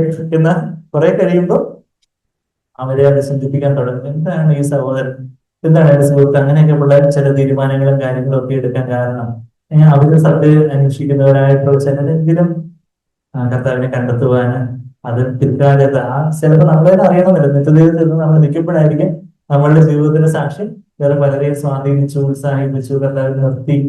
ഇപ്പം കഴിഞ്ഞ ദിവസം യൂട്യൂബിലൊക്കെ ഞങ്ങളുടെ സാക്ഷ്യങ്ങളൊക്കെ ആ സർവീസ് ക്രൈസ്റ്റ് ചാനൽ കുറച്ചൊക്കെ വൈറൽ പോകുന്നത് കുറച്ചൊക്കെ ആയി. അപ്പൊ പലയിടത്തുനിന്നൊക്കെ പലരെയൊക്കെ വിളിച്ച് പഴയ ഇവൻ എന്റെ പഴയ സുഹൃത്തുക്കളൊക്കെ തന്നെ പലരും നമ്പർ വിളിച്ച് ചിലരെ വിശ്വാസത്തിലേക്ക് ഓൾറെഡി പറഞ്ഞ കാര്യങ്ങളൊക്കെ വിളിച്ച് പറയുന്നു. അന്നൊന്നും മൊബൈൽ നമ്പർ ഒന്നും ഇല്ലായിരുന്നു, ഇപ്പോഴാണ് മൊബൈൽ നമ്പറും കാര്യങ്ങളൊക്കെ കിട്ടി. അപ്പൊ ഞാൻ പറഞ്ഞതെന്ന് വെച്ചാൽ ഈ ഒരു പുസ്തകം, ഈ ഒരു ജീവിതം അത് ഏറ്റവും ധന്യമായിട്ടൊരു ജീവിതമാണ്. ആ ക്രിസ്തീയ ജീവിതം നിങ്ങൾക്ക് അതൊരു പാഷനായിട്ട് വലിയൊരു കർത്താവിനുള്ള ഒരു നിർമ്മല വേദാന്തമായിട്ടുള്ള ഭക്തിയില് കർത്താവിന്റെ വചനത്തെ സ്നേഹിച്ച് കർത്താവിന്റെ ആത്മാവിനെ നിറയപ്പെട്ട് അങ്ങനെ ഒരു തീക്ഷ്ണതയുള്ള ഒരു ജീവിതം, അങ്ങനെ ഒരു വ്യക്തി ജീവിതം ഉള്ളവർക്കാണ് എന്താ കർത്താവ് പറയുന്ന ഒരു കുടുംബജീവിതം. അപ്പൊ ഞാനൊരു പാരന്തസിസ് ആയിട്ട് ഇപ്പൊ ഇങ്ങോട്ട് ഇത്രയും പോയതാ. നമുക്ക് ഏഷ്യാവ് 66 തിരിച്ചു വരാം. ഏഷ്യാവ് 66 നമ്മളിപ്പോ ഇങ്ങോട്ട് കുറച്ചൊന്ന് ഡൈവേർട്ട് ചെയ്യുന്നു, വചനത്തിന്റെ കാര്യങ്ങളൊക്കെ ആയിട്ട് കുറച്ച് നമ്മളൊന്ന് പോയത്. പക്ഷെ ഞങ്ങള് പോയതാണെങ്കിലും അത് പരിശുദ്ധാത്മാവിനാണ് എന്നെ നയിച്ചതെന്ന് ഞാൻ വിശ്വസിക്കുന്നു. യെശയ്യാവ് 66 നമ്മളിപ്പോ പറഞ്ഞു തുടങ്ങിയെന്ന് പറഞ്ഞാല് കുടുംബങ്ങളിരിക്കുമ്പോൾ ഒരു കുടുംബ ജീവിതം നമ്മള് കൂടി വരുമ്പോ ഇമ്പമുള്ള ഒരു കുടുംബാന്തരീക്ഷമാണ് നിങ്ങൾക്ക് ഓരോരുത്തർക്കും ഉള്ളത്. അതാ ദൈവം നമ്മളെ കുറിച്ച് ഓരോരുത്തർക്കും ആഗ്രഹിക്കുന്ന ആ ഒരു കൂടി വരുമ്പോ വലിയൊരു സന്തോഷവും വലിയൊരു പ്രത്യാശയും വലിയൊരു സജീവതയും. അതോ ഒരു ബോറടിക്കുന്നു, ഭർത്താവിന് ഭാര്യയെ ബോറടിക്കുന്നു, ഭാര്യയ്ക്ക് ഭർത്താവിനെ ബോറടിക്കുന്നു, കുഞ്ഞുങ്ങളൊക്കെ ചിലപ്പോ അവര് പഠിച്ച് ചിലപ്പോൾ ജോലിക്കൊക്കെ പോയി കാണും. ഒരു പരസ്പരം ഒരു ഊഷ്മളമില്ലാത്ത പല ബന്ധങ്ങളായിട്ട് പല വിവാഹ ബന്ധങ്ങളൊക്കെ ആയി തീർന്നിട്ടുണ്ട്. എന്നാൽ അങ്ങനെയാണോ? അപ്പൊ ദൈവം നമ്മളെ സൃഷ്ടിച്ചപ്പോൾ ആണും പെണ്ണുമായിട്ട് സൃഷ്ടിച്ചു. ദൈവത്തിന്റെ ആ സ്വഭാവം നന്നായിട്ട് വെളിപ്പെടുത്താനായിട്ട് ആണും പെണ്ണുമായിട്ട് സൃഷ്ടിച്ചു. അപ്പൊ ആ ഒരു അമ്മ പറഞ്ഞാലും ഒരു ദൈവത്തെ പിതാവായിട്ട് വിളിക്കുന്നത് വചനത്തിൽ എല്ലായിടത്തും ദൈവത്തെ പിതാവായിട്ട് വിളിക്കുന്ന കാര്യം നമുക്കറിയാം. അപ്പൊ ആ ഒരു ആൺ എന്നുള്ളതിന്റെ കാര്യമാണ് ദൈവത്തിന്റെ സ്നേഹത്തെ ഒരു അമ്മയുടെ സ്നേഹത്തെ പോലെ പറയുന്ന വാക്യങ്ങൾ ഉണ്ടെന്ന് പറഞ്ഞാണ് നമ്മൾ യെശയ്യാവ് 49 റെഫർ ചെയ്തു. പിന്നാണ് നമ്മൾ യെശയ്യാവ് 66 വന്നപ്പോൾ നമ്മൾ വഴിതെറ്റി ബൈബിളിന്റെ കാര്യങ്ങളൊക്കെ ആയിട്ട് കുറച്ച് കാര്യങ്ങളൊന്ന് ഇറങ്ങി വന്നു. അപ്പൊ തിരിച്ച് നമ്മളിനി വരുക യെശയ്യാവ് 66 അതിന്റെ 13 വാക്യം. അമ്മ ആശ്വസിപ്പിക്കുന്ന ഒരു കാര്യം നമ്മളോട് വായിക്കുന്നു. ശരിയാണ്, അച്ഛനെ ആശ്വസിപ്പിച്ചാലും എന്തെങ്കിലും നമുക്ക് വിഷമം വരുമ്പോൾ, കുഞ്ഞുങ്ങളായിരിക്കുമ്പോൾ വിഷമം വരുമ്പോൾ നമ്മൾ ചെന്ന് അച്ഛനോട് പറയുമ്പോൾ അച്ഛൻ ആശ്വസിപ്പിക്കും. ശരി, നല്ല ആശ്വാസമാണ്, അച്ഛൻ നമ്മളെ ഉടനെ ആശ്വസിപ്പിക്കും. പക്ഷെ അമ്മ ആശ്വസിപ്പിക്കുന്ന ആശ്വാസം എന്ന് പറഞ്ഞ് നമ്മളെ നെഞ്ചോട് ചേർത്ത് കെട്ടിപ്പിടിച്ച അമ്മ തഴുകി തലോടുന്ന ഒരു ആശ്വാസം, അത് നമ്മളിവിടെ വായിക്കുന്നു. ആ ദൈവത്തിന്റെ ആശ്വാസം യെശയ്യാവ് 66:13 വായിക്കാവോ?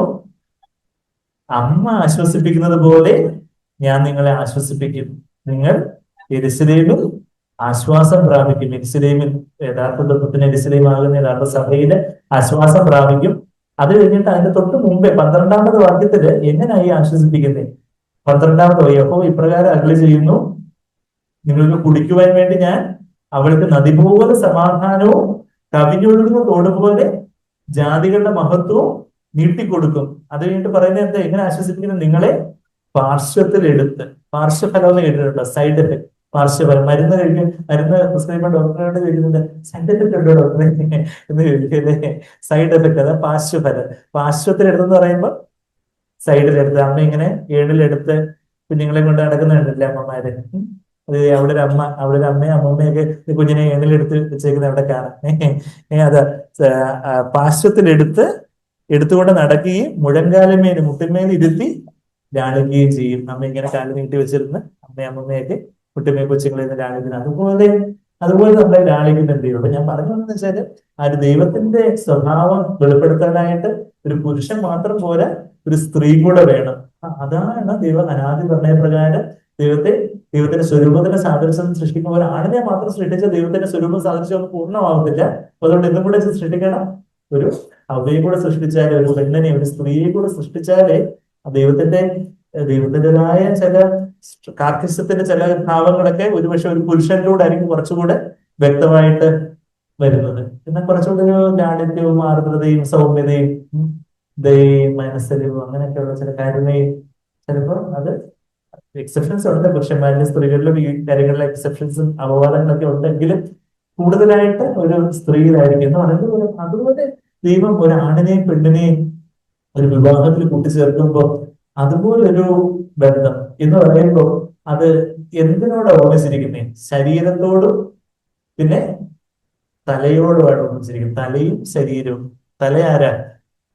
പുരുഷൻ. ശരീരം ആരാ?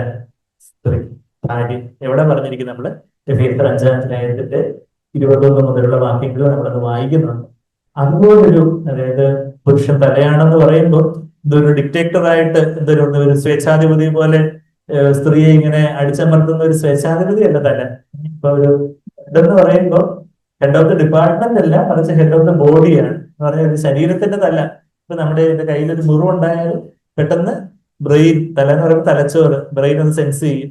അത് കഴിഞ്ഞിട്ട് ശ്വേത രക്താണുക്കളൊക്കെ ചെന്ന് അത് ഡിഫൻസ് മെക്കാനിസം ഒക്കെ ഒരുക്കി നമ്മുടെ എന്തെങ്കിലുമൊക്കെ ആക്രമണം, അയൽ രാജ്യങ്ങളിൽ നിന്ന് ആക്രമണം വരുമ്പോൾ നമ്മുടെ പട്ടാളക്കാരൊക്കെ ഒന്ന് ഡിഫൻസ് ആക്റ്റീവായിട്ട് അവിടെ പ്രതിരോധം സൃഷ്ടിക്കും അല്ലേ.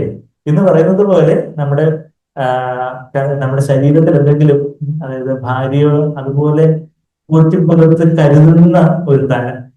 ചില ഒരു മുറിവുണ്ടാവുമ്പോൾ അത് ഭാര്യ പറയുന്നതിന് മുമ്പേ ഭാര്യയിൽ എന്തെങ്കിലും ഒരു ഭാവമാറ്റം ഉണ്ടാവുമ്പോൾ ഭാര്യയുടെ ആ ഒരു വികാരങ്ങളും അവളുടെ ശാരീരിക അവസ്ഥകളും അവളുടെ പ്രത്യേകമായിട്ടുള്ള പല രീതികളും കാര്യങ്ങളൊക്കെ ഉൾക്കൊണ്ട് അവളെ അറിയുന്ന ഒരു ഭർത്താവാണോ നാം പുരുഷന്മാർ എന്നുള്ളത്. പിന്നെ ഭാര്യമാരോടായിട്ട് എന്താ വചനത്തിൽ പറയുന്നത്? ഞാൻ ആ എഫേസ്യർ 5-ാം നമ്മള് ഇപ്പം ഞാൻ ഒരു CMC ഡെലിവറി സൈക്കാട്രി മനഃശാസ്ത്രത്തിന്റെ ബിരുദാനന്തര ഡിപ്ലോമയും ബിരുദാനന്തര ബിരുദവും DPM MD സൈക്കാട്രി ഒക്കെ പാസ്സായിട്ടുള്ള ആളാണ്. എന്നാൽ ദൈവവചനത്തിന് വളരെ സിമ്പിളായിട്ട് പറഞ്ഞിരിക്കുന്ന ഈ ദൈവവചനത്തിന്റെ തത്വങ്ങൾക്ക് നേരെ ഒരു കൗൺസിലിംഗും ഇല്ല. യഥാർത്ഥത്തിൽ ഒരു ഭാര്യയും ഭർത്താവും ഈ ദൈവവചനത്തിന്റെ ആ പ്രമാണങ്ങൾക്ക് കീഴടങ്ങി കൊടുക്കുകയാണെങ്കിൽ ആ കുടുംബം ഒരു സ്വർഗമായിരിക്കും. അത് ഞങ്ങളുടെ അനുഭവത്തിൽ നിന്ന് പറയുകയാണ്. ഞങ്ങള് വിവാഹം കഴിച്ചിട്ട് 12 വർഷങ്ങളായി. എന്നാൽ ഇതുവരെ ഞങ്ങൾക്കിടയിൽ വഴക്കുണ്ടായിട്ടില്ല എന്ന് പറയാൻ നിങ്ങൾ എല്ലാവരും പറയുന്നത് കള്ളമാണെന്ന് പറയും. എന്നാൽ അതാണ് യാഥാർത്ഥ്യം. അത് ഞങ്ങൾക്കെന്തെങ്കിലും വലിയ പെരുമ പറയാനൊന്നും ഇല്ല. പക്ഷെ കർത്താവിന്റെ കരുണ, ചില അഭിപ്രായ വ്യത്യാസങ്ങളും ചില എന്തെങ്കിലുമൊക്കെ ചില ഡിഫറൻസസ് ഒക്കെ ഉണ്ടാകുമ്പോഴും എന്നാൽ പരസ്പരം അങ്ങ് കീഴടങ്ങി കൊടുക്കാനും മറ്റൊരാളെ കൂടുതൽ വിലയുള്ളതായിട്ട് കാണാനും ഒക്കെ കർത്താവ് ഞങ്ങളെ ഈ വിവാഹത്തിലേക്ക് പ്രവേശിക്കുന്നതിന് മുമ്പ് തന്നെ കർത്താവിന്റെ ആ ഒരു ക്രൂസിന്റെ വഴിയും ആ ഒരു സമാധാനത്തിന്റെ വഴിയും ക്ഷമ ചോദിക്കാനും ക്ഷമിക്കാനും ഒക്കെ ഉള്ള ഒരു വഴിയൊക്കെ ആ കാര്യങ്ങള് ഞാൻ ആയിരിക്കുന്ന സഭയിലൊക്കെ ഞാൻ CFC എന്ന് പറയുന്നൊരു ക്രിസ്ത്യൻ ചർച്ച് എന്നുള്ളൊരു ചർച്ച് ഫെലോഷിപ്പിലായിരിക്കുന്നത്. അപ്പൊ അതിന്റെ സാക്യുലൻ എന്ന് പറഞ്ഞൊരു ബ്രദറൊക്കെ ഉണ്ടല്ലോ. എന്റെ വിവാഹത്തിന്റെ ഞങ്ങളുടെ വിവാഹം 2013 ഒക്ടോബർ 8 നടക്കുന്നതിന്റെ തൊട്ട് തലേ മാസം 2013 സെപ്റ്റംബർ മാസം ഒരു അവിടെ തമിഴ്നാട്ടിൽ കാലയാർകോയിൽ ഒരു കോൺഫറൻസ് ഉണ്ടായിരുന്നു. അവിടെ പല കോൺഫറൻസ്, ഈ സാക്യുലൻ ബ്രദർ എന്ന് പറഞ്ഞ അദ്ദേഹം പല പുസ്തകങ്ങളൊക്കെ എഴുതിയിട്ടുള്ള ഒരു പ്രശസ്തമായിട്ടുള്ള ഒരു പ്രസംഗകൻ. അപ്പൊ അദ്ദേഹം വന്ന് അപ്പൊ അന്ന് ഒരു ഫാമിലി സെഷൻ ഉണ്ടായിരുന്നു. അപ്പൊ വിവാഹിതർക്കായിട്ടുള്ള ഒരു സെഷൻ. അപ്പൊ ഞാനപ്പോ വിവാഹം കഴിക്കാൻ പോകുന്നേ ഉള്ളൂ. ഞാൻ അവിടെ ചെന്ന് എൽഡേഴ്സിനോട് ചോദിച്ചു, എന്റെ വിവാഹം കഴിഞ്ഞേ ഉള്ളൂ, അടുത്ത മാസമാണ്. അടുത്ത മാസം എന്ന് പറയുമ്പോൾ ശരിക്കും പറഞ്ഞാൽ വളരെ സീക്രട്ടീവ് ആയിട്ടുള്ള വിവാഹ പദ്ധതികളൊക്കെ എൽഡേഴ്സ് ഒക്കെ നിങ്ങളെ സാക്ഷ്യം കേട്ട് കാണാം. അതുപോലെ സ്ത്രീകളുടെ പേരൻസിക്ക് എതിർത്ത് നിന്നുകൊണ്ട് എൽഡേഴ്സ് ആയിട്ട് വീട്ടിൽ വെച്ച് ജസ്റ്റ് ഒരു ചെറിയൊരു ഒരു ആൾപ്പാടെ ഞാൻ സ്ത്രീകൾ ഉൾപ്പെടെ ഒരു 18 പേര് ഉൾപ്പെടുന്ന ഒരു വിവാഹ സദസ്സേ ഞങ്ങൾക്ക് ഉണ്ടായിരുന്നു. പിന്നീട് വലിയൊരു വെച്ച് ഒരു മാസം കഴിഞ്ഞിട്ട് വലിയൊരു ചെറിയൊരു റിസപ്ഷൻ ആയിട്ടൊക്കെ നടത്താൻ പറ്റി. അപ്പൊ അങ്ങനെയുള്ള ഒരു സാഹചര്യങ്ങളിൽ ഭയങ്കര ഒരു ഭയചകിതമായ അല്ലെങ്കിൽ അതുപോലെ ഒരു ഉദ്വേഗജനകമായ ഒരു അന്തരീക്ഷത്തിലൊക്കെ ഞങ്ങളുടെ വിവാഹമൊക്കെ നടന്നത്. അന്നത്തെ വിവാഹം നടക്കുന്ന ആ സമയത്ത് നമ്മുടെ സൗരങ്ങൾ ഒരാൾ പറഞ്ഞു, അവിടെ ചെന്ന് സ്റ്റുഡിയോഗ്രാഫറെ കൂടെ വിളിച്ചേക്കാം. അപ്പൊ സ്റ്റുഡിയോഗ്രാഫറോട് എന്തോന്നും പറഞ്ഞില്ല. പുള്ളിയൊന്നും അനമ്പഴ പുള്ളി ഫോട്ടോ ഒന്നും എടുത്തെടുത്തിട്ട് എപ്പോഴും ഇത് വിവാഹമാണ് ഇവിടെ നടക്കുന്നതെന്നുള്ള കാര്യം പുള്ളിക്ക് മനസ്സിലായത്. അതിന്റെ ആൽബം ഒക്കെ ഇപ്പോഴും ഉണ്ട്. പിന്നെ ഒരു മാസത്തിന് ശേഷം ഞങ്ങളവിടെ വെല്ലൂരായിരുന്നു പി സി വലിയൊരു റിസപ്ഷൻ ആയിട്ട്, പിന്നെ കുറച്ചുകൂടെ എന്താ സഭയിലുള്ള സുഹൃത്തുക്കളുടെ കാര്യങ്ങളൊക്കെ ആയിട്ട് ഒരു കുറച്ചുകൂടി വലിയ ഫംഗ്ഷനായിട്ട് ഒരു മാസത്തിന് ശേഷം റിസപ്ഷൻ ആയിട്ട് പിന്നീട് നടത്തുകയായിരുന്നു. അപ്പൊ ഞാൻ പറഞ്ഞതെന്ന് വെച്ചാല് അപ്പൊ ആ ഒരു വിവാഹത്തിന്റെ കാര്യത്തിൽ, ആ കടൽകോയിൽ കോൺഫറൻസിന്റെ കാര്യത്തിൽ അവിടെ ആ വിവാഹിത പ്രൊസഷൻ എനിക്ക് പങ്കെടുക്കാമെന്ന് ചോദിച്ചപ്പോ അവിടെ ഈ സാക്വലം വേറെ ഇങ്ങനെ ആ വിവാഹിത പ്രൊസഷൻ മെയിനായിട്ട് പറഞ്ഞൊരു കാര്യം പറഞ്ഞു, നിങ്ങളുടെ വിവാഹിതർക്കായിട്ടുള്ള ഒരു അഡ്വൈസ് ഞാൻ പറയാൻ പോവാ. ബ്രദർ ഏതോ ഒരു ട്രെയിനോ ഫ്ലൈറ്റോ കണ്ട് പിടിക്കാൻ നേരത്ത് ഏതോ ഒരു കപ്പിള്, ഏതോ ഒരു ദമ്പതികള് ബ്രദറിനോട് ഓടിച്ചെന്ന് ചോദിച്ചു, ബ്രദറെ പെട്ടെന്ന് ഞങ്ങൾക്കൊരു അഡ്വൈസ് വേണം, ഒരു 1 മിനിറ്റ് അഡ്വൈസ്, ഞങ്ങൾക്ക് വിവാഹ ജീവിതത്തിൽ അഡ്വൈസ്. ഇവിടെ ഫ്ലൈറ്റ് ക്യാൻസൽ ചെയ്യാൻ വെറുതെ പോകുകയാണ്. അപ്പൊ കൂടെ പറയാ 1 മിനിറ്റ് അഡ്വൈസ് ഞാൻ തരുന്നത്, be quick to ask forgiveness and be quick to forgive. Be quick to forgive and be quick to ask forgiveness എന്ന് പറഞ്ഞാൽ ക്ഷമിക്കാൻ വേഗതയുള്ളവരാകുക, ക്ഷമ ചോദിക്കാന് വേഗതയുള്ളവരാകുക. ആ ഒരു അഡ്വൈസ്. അപ്പൊ ആ ഒരു അഡ്വൈസ് ആയിരുന്നു ആ കടൽക്കോൾ കോൺഫറൻസ് 2013 സെപ്റ്റംബറില്. അത് എന്റെ ഹൃദയത്തിൽ അങ്ങനെ ഉണ്ടായിരുന്നു. ശ്രീലയും ഈ ഒരു ശ്രീലയും തന്നെയായിരുന്നു, തിരുവല്ലയിലായിരുന്നു. പിന്നീട് വീട്ടുതലത്തിലൊക്കെ ആയിപ്പോയി കഴിഞ്ഞിട്ട് ഞങ്ങൾ അപ്പം ഓരോ കാര്യങ്ങളും ചില കാര്യങ്ങളിലൊക്കെ നമ്മൾ രണ്ട് മനുഷ്യരാകുമ്പോൾ, രണ്ട് പശ്ചാത്തലത്തിൽ നിന്ന് വളർന്നു വന്നവരാകുമ്പോൾ പല അഭിപ്രായ വ്യത്യാസങ്ങളും കാര്യങ്ങളൊക്കെ ഉണ്ടാകുമ്പോൾ പെട്ടെന്ന് അങ്ങ് ക്ഷമിക്കാനും പെട്ടെന്ന് ക്ഷമ ചോദിക്കാനും ആ ഒരു. എന്നാൽ ഇന്ന് ക്രിസ്ത്യാനികൾ എന്ന് പറയുന്ന ആൾക്കാർക്ക് പോലും ക്ഷമ ചോദിക്കുക എന്ന് പറഞ്ഞാൽ എന്തോ വലിയൊരു കുറച്ചില് മാതിരിയാണ്. ക്ഷമ ചോദിക്കുന്നത്, ഞാൻ ഭർത്താവ്, ഞാൻ വലിയ ആളാ, ഞാൻ വലിയ മഹാരാജാവ്, ഞാൻ ആ ഭാര്യയോടാണോ ക്ഷമ ചോദിക്കുന്നത്, അവള് വന്ന് എന്നോട് കണക്ക് ക്ഷമ ചോദിക്കണം ചോദിക്കട്ടെ എന്ന് പറയുന്ന ചില ഭർത്താക്കന്മാരെ ക്രിസ്ത്യാനികൾ എന്ന് പറയുന്നവരുണ്ട് എന്ന് പറയുന്നത് വളരെ ലജ്ജാവഹമായ കാര്യമാണ്. വെച്ചാൽ ഭാര്യ നമ്മളുടെ ഭാഗത്തുനിന്ന് ഒരു കുറവുണ്ടായാല് ചിലപ്പോ നമ്മൾ എന്തെങ്കിലും ഒന്ന് പറഞ്ഞു ചിലപ്പോ ഒന്ന് പരുഷമായി പോയി, കുറച്ചൊന്ന് കൂടിപ്പോയി, അപ്പൊ സോറി ഞാൻ പറഞ്ഞത് കുറച്ച് ഹർട്ട് ചെയ്ത് വേദനിപ്പിച്ചെന്ന് ഞാൻ ക്ഷമിക്കണേ എന്നങ്ങ് പറയാനുള്ളൊരു താഴ്മ, അത് ഭാര്യയ്ക്കായാലും ഭർത്താവിനായാലും. ഒരു മുളയിലെ നുള്ളിക്കളഞ്ഞാല്, ഒരു മുള നിറ്റിങ്ങിന്റെ ബഡ് ആ അതിനെ നുള്ളിക്കളഞ്ഞാൽ പിന്നെ അത് ഒരു വലിയ മരമായിട്ടാവുമ്പോ പിന്നെ മരത്തെ നുള്ളിക്കളയാനൊക്കെ മരത്തെ പിന്നെ കോടാലി ഇത് വെച്ച് പിന്നെ ആ വേരൊക്കെ പോകണമെങ്കിൽ ഭയങ്കര പ്രയാസമാണ്. ആ മുളയിലെ ചെറിയ ചെറിയ അസ്വാരസ്യങ്ങളാവട്ടെ, ചെറിയ ചില സൗന്ദര്യ പഠനങ്ങളോ ചെറിയ എന്തെങ്കിലുമൊക്കെ, ചിലപ്പോൾ നമ്മൾ എന്തെങ്കിലും കാര്യങ്ങളോ ഏൽപ്പിച്ചത് മറന്നുപോയി, അല്ലെങ്കിൽ പറഞ്ഞത് ചെയ്തില്ല, എന്തെങ്കിലും വീഴ്ച പറ്റി. പക്ഷെ ക്ഷമിക്കാനായ വേഗതയുള്ളവരാണ്, ക്ഷമ ചോദിക്കാനും. നമ്മുടെ ഭാഗത്ത് എന്തെങ്കിലും തെറ്റുപറ്റി നമ്മൾ ക്ഷമ ചോദിക്കും. മറ്റവരുടെ ഭാഗത്ത് തെറ്റുപറ്റിയേ മറ്റവരുടെ ഇനിയിപ്പോ ക്ഷമ ചോദിക്കാൻ കുറച്ച് ഞാൻ ക്ഷമിക്കുകയൊക്കെ ചെയ്തു, പക്ഷെ ക്ഷമ ഒന്നും ചോദിക്കണ്ട, എന്നിട്ട് ഞാൻ ക്ഷമിക്കാം എന്ന് പറഞ്ഞിരിക്കണ്ട. ക്ഷമ ചോദിക്കാനും കാത്തിരിക്കണ്ട, ഞാൻ ക്ഷമിക്കുക. പലപ്പോഴും ഭാര്യാഭർത്തൃ ബന്ധത്തിലുള്ള ഒരു കാര്യം എന്ന് പറഞ്ഞാൽ ആ ഭർത്താക്കന്മാരും ഭാര്യമാരും തമ്മിലുള്ള ഒരു ബിറ്റർനെസ്. അത് ഞാൻ പറയുന്നില്ല. കൊളോസ്യ ലേഖനത്തിലേക്ക് വന്ന കൊളോസ്യർ 3-ാം അധ്യായത്തില് ഞാനിപ്പം കൊളോസ്യർ 3-ാം അധ്യായത്തില് ഇതിനെ കുറച്ചുകൂടെ തുടർച്ചയായിട്ട് ക്വസ്റ്റ്യൻ സെഷൻ ചേർന്ന് നമുക്ക് ഉച്ച കഴിഞ്ഞ് ചിന്തിക്കാം. ഇപ്പൊ 1 മണിയോടെ നമുക്ക് കൺക്ലൂഡ് ചെയ്യേണ്ടതുണ്ട്. ഞാൻ ആ കൊളോസ്യറിലെ ആ 3-ാം അധ്യായത്തിന്റെ 19-ാമത്തെ വാക്യം അവിടെ ഭർത്താക്കന്മാരെ വിളിച്ച് പറയുമ്പോ എന്താ പറയുന്നേ? ആ അവരോട് കയ്പായിരിക്കുകയും അരുത്. ഭർത്താക്കന്മാരെ നിങ്ങളുടെ ഭാര്യമാരെ സ്നേഹിക്കുവിൻ, അവരോട് കയ്പായിരിക്കുകയും അരുത്. Not be embittered against them. അവള് അങ്ങനെ, അവളിങ്ങനെ, എന്റെ അച്ഛനെ ബാക്കി എല്ലാവരും അങ്ങനെ അദ്ദേഹം മാത്രം ഇങ്ങനെ കണ്ടില്ലേ, എനിക്ക് തന്ന ദൈവം തന്ന ഭർത്താവ് കണ്ടില്ലേ, ആദാം ഹവ്വയെ കുറിച്ച് പറയുന്നത്, നീ തന്ന ഭാര്യ തന്നു അതുകൊണ്ട് ഞാൻ തിന്നു എന്ന് ആരെ നോക്കിയാ പറഞ്ഞേ? അതെ, ദൈവത്തെ നോക്കി കുറ്റം പറയുക. ദൈവമേ, നീ തന്ന ഒരു ഭാര്യ ഉണ്ടല്ലോ, അവിടെ തന്നോണ്ട് ഞാനങ്ങ് തിന്നേ എന്ന് ദൈവത്തെ നോക്കി കുറ്റം പറയാനുള്ള ധാർഷ്ട്യം ആത്മീയമായ ആദം കാണിച്ചു തന്ന അവനെ അതിന്റെ ഭവിഷ്യത്ത് അവനെ ഇടത്തോടെ നിന്ന് പുറത്താവുകയും ചെയ്തു. മറിച്ച് അവന്റെ കുറവെന്ന് പറഞ്ഞായിരുന്നെങ്കിൽ കഥ വ്യത്യസ്തമാവുകയായിരുന്നു. ഇന്ന് പലപ്പോഴും നമ്മുടെ ദൈവത്തിന്റെ സന്നിധിയിൽ നിന്ന് വിട്ടുപോകുന്ന രീതിയിൽ കുടുംബ ബന്ധങ്ങൾ പോകാൻ കാരണം എന്താണ്? നമ്മളുടെ കുറവുകൾ ഏറ്റെടുക്കാതെ അയാളാ കാരണം, അവളാ കാരണം, അങ്ങേരാ കാരണം, എന്റെ മക്കളാ കാരണം, മരുമക്കളാ കാരണം, അമ്മായിയമ്മയാ കാരണം, ബാക്കി അളിയനാ കാരണം, അയൽവക്കത്തുകാരാ കാരണം, പലരെയും വിരല് ചൂണ്ടുന്ന ആദാം അവിടെ വിരല് ചൂണ്ടാൻ തുടങ്ങി. ഇന്നും ആൾക്കാർ വിരല് ചൂണ്ടിക്കൊണ്ടിരിക്കുക, പോയിന്റിങ് ഫിംഗർ, പോയിന്റിങ് ഫിംഗർ. അപ്പൊ ആ കുടുംബ ജീവിതത്തിൽ ഈ പോയിന്റിങ് ഫിംഗർ എടുത്ത് കളഞ്ഞില്ലെങ്കിൽ, ഈ വിരല് ചൂണ്ടൽ എടുത്ത് കളഞ്ഞില്ലെങ്കിൽ അവസാനം നമ്മുടെ കാര്യം കട്ടപ്പോകുക. ആ വിരല് ചൂണ്ടുന്നത് എടുത്തു കളയുക എന്നുള്ളൊരു വാക്യം ഇവിടെ പറയുന്നു. യെശയ്യാവ് 58 അധ്യായത്തിൽ അങ്ങനെ ഒരു വാക്യം നിങ്ങൾ കണ്ടിട്ടുണ്ടോ? യെശയ്യാവ് 58 അധ്യായത്തില് if you remove the pointing of finger. പലപ്പോഴും നമുക്ക് എന്റെ കുടുംബത്തിലെ എല്ലാ പ്രയാസത്തിന് കാരണം എന്റെ മക്കളാ, എന്റെ ഈ മോന, എന്റെ ഈ മോള, അല്ലെങ്കിൽ എന്റെ ഭാര്യ, എന്റെ ഭർത്താവ്, അല്ലെങ്കിൽ ഈ അമ്മായിയമ്മയാ, അല്ലെങ്കിൽ അമ്മയാ, അല്ലെങ്കിൽ വേറെ പലരെയും വിരളി കൊണ്ടാണ് നമ്മളുടെ താല്പര്യം. പക്ഷെ ആദ്യം തന്നെ നമ്മളുടെ ഒരു വിരൽ അങ്ങോട്ട് കൊണ്ടുമ്പോൾ മൂന്ന് വിരല്, ഒരു വിരൽ അങ്ങോട്ട് കൊണ്ടുമ്പോൾ ഒരു വിരൽ ദൈവത്തെ കൊണ്ടു, മൂന്ന് വിരൽ നമ്മളെ കൊണ്ടു, അല്ലേ? ഇങ്ങനെ ഇപ്പൊ യെശയ്യാവ് 58 അധ്യായത്തില് അതിന്റെ 9-ാമത്തെ വാക്യത്തില് ഇംഗ്ലീഷില് മലയാളത്തിൽ 10-ാമത്തെ വാക്യം, 10-ാമത്തെ വാക്യം വായിക്കാവോ? മുഖവും, യെശയ്യാവ് 58:10.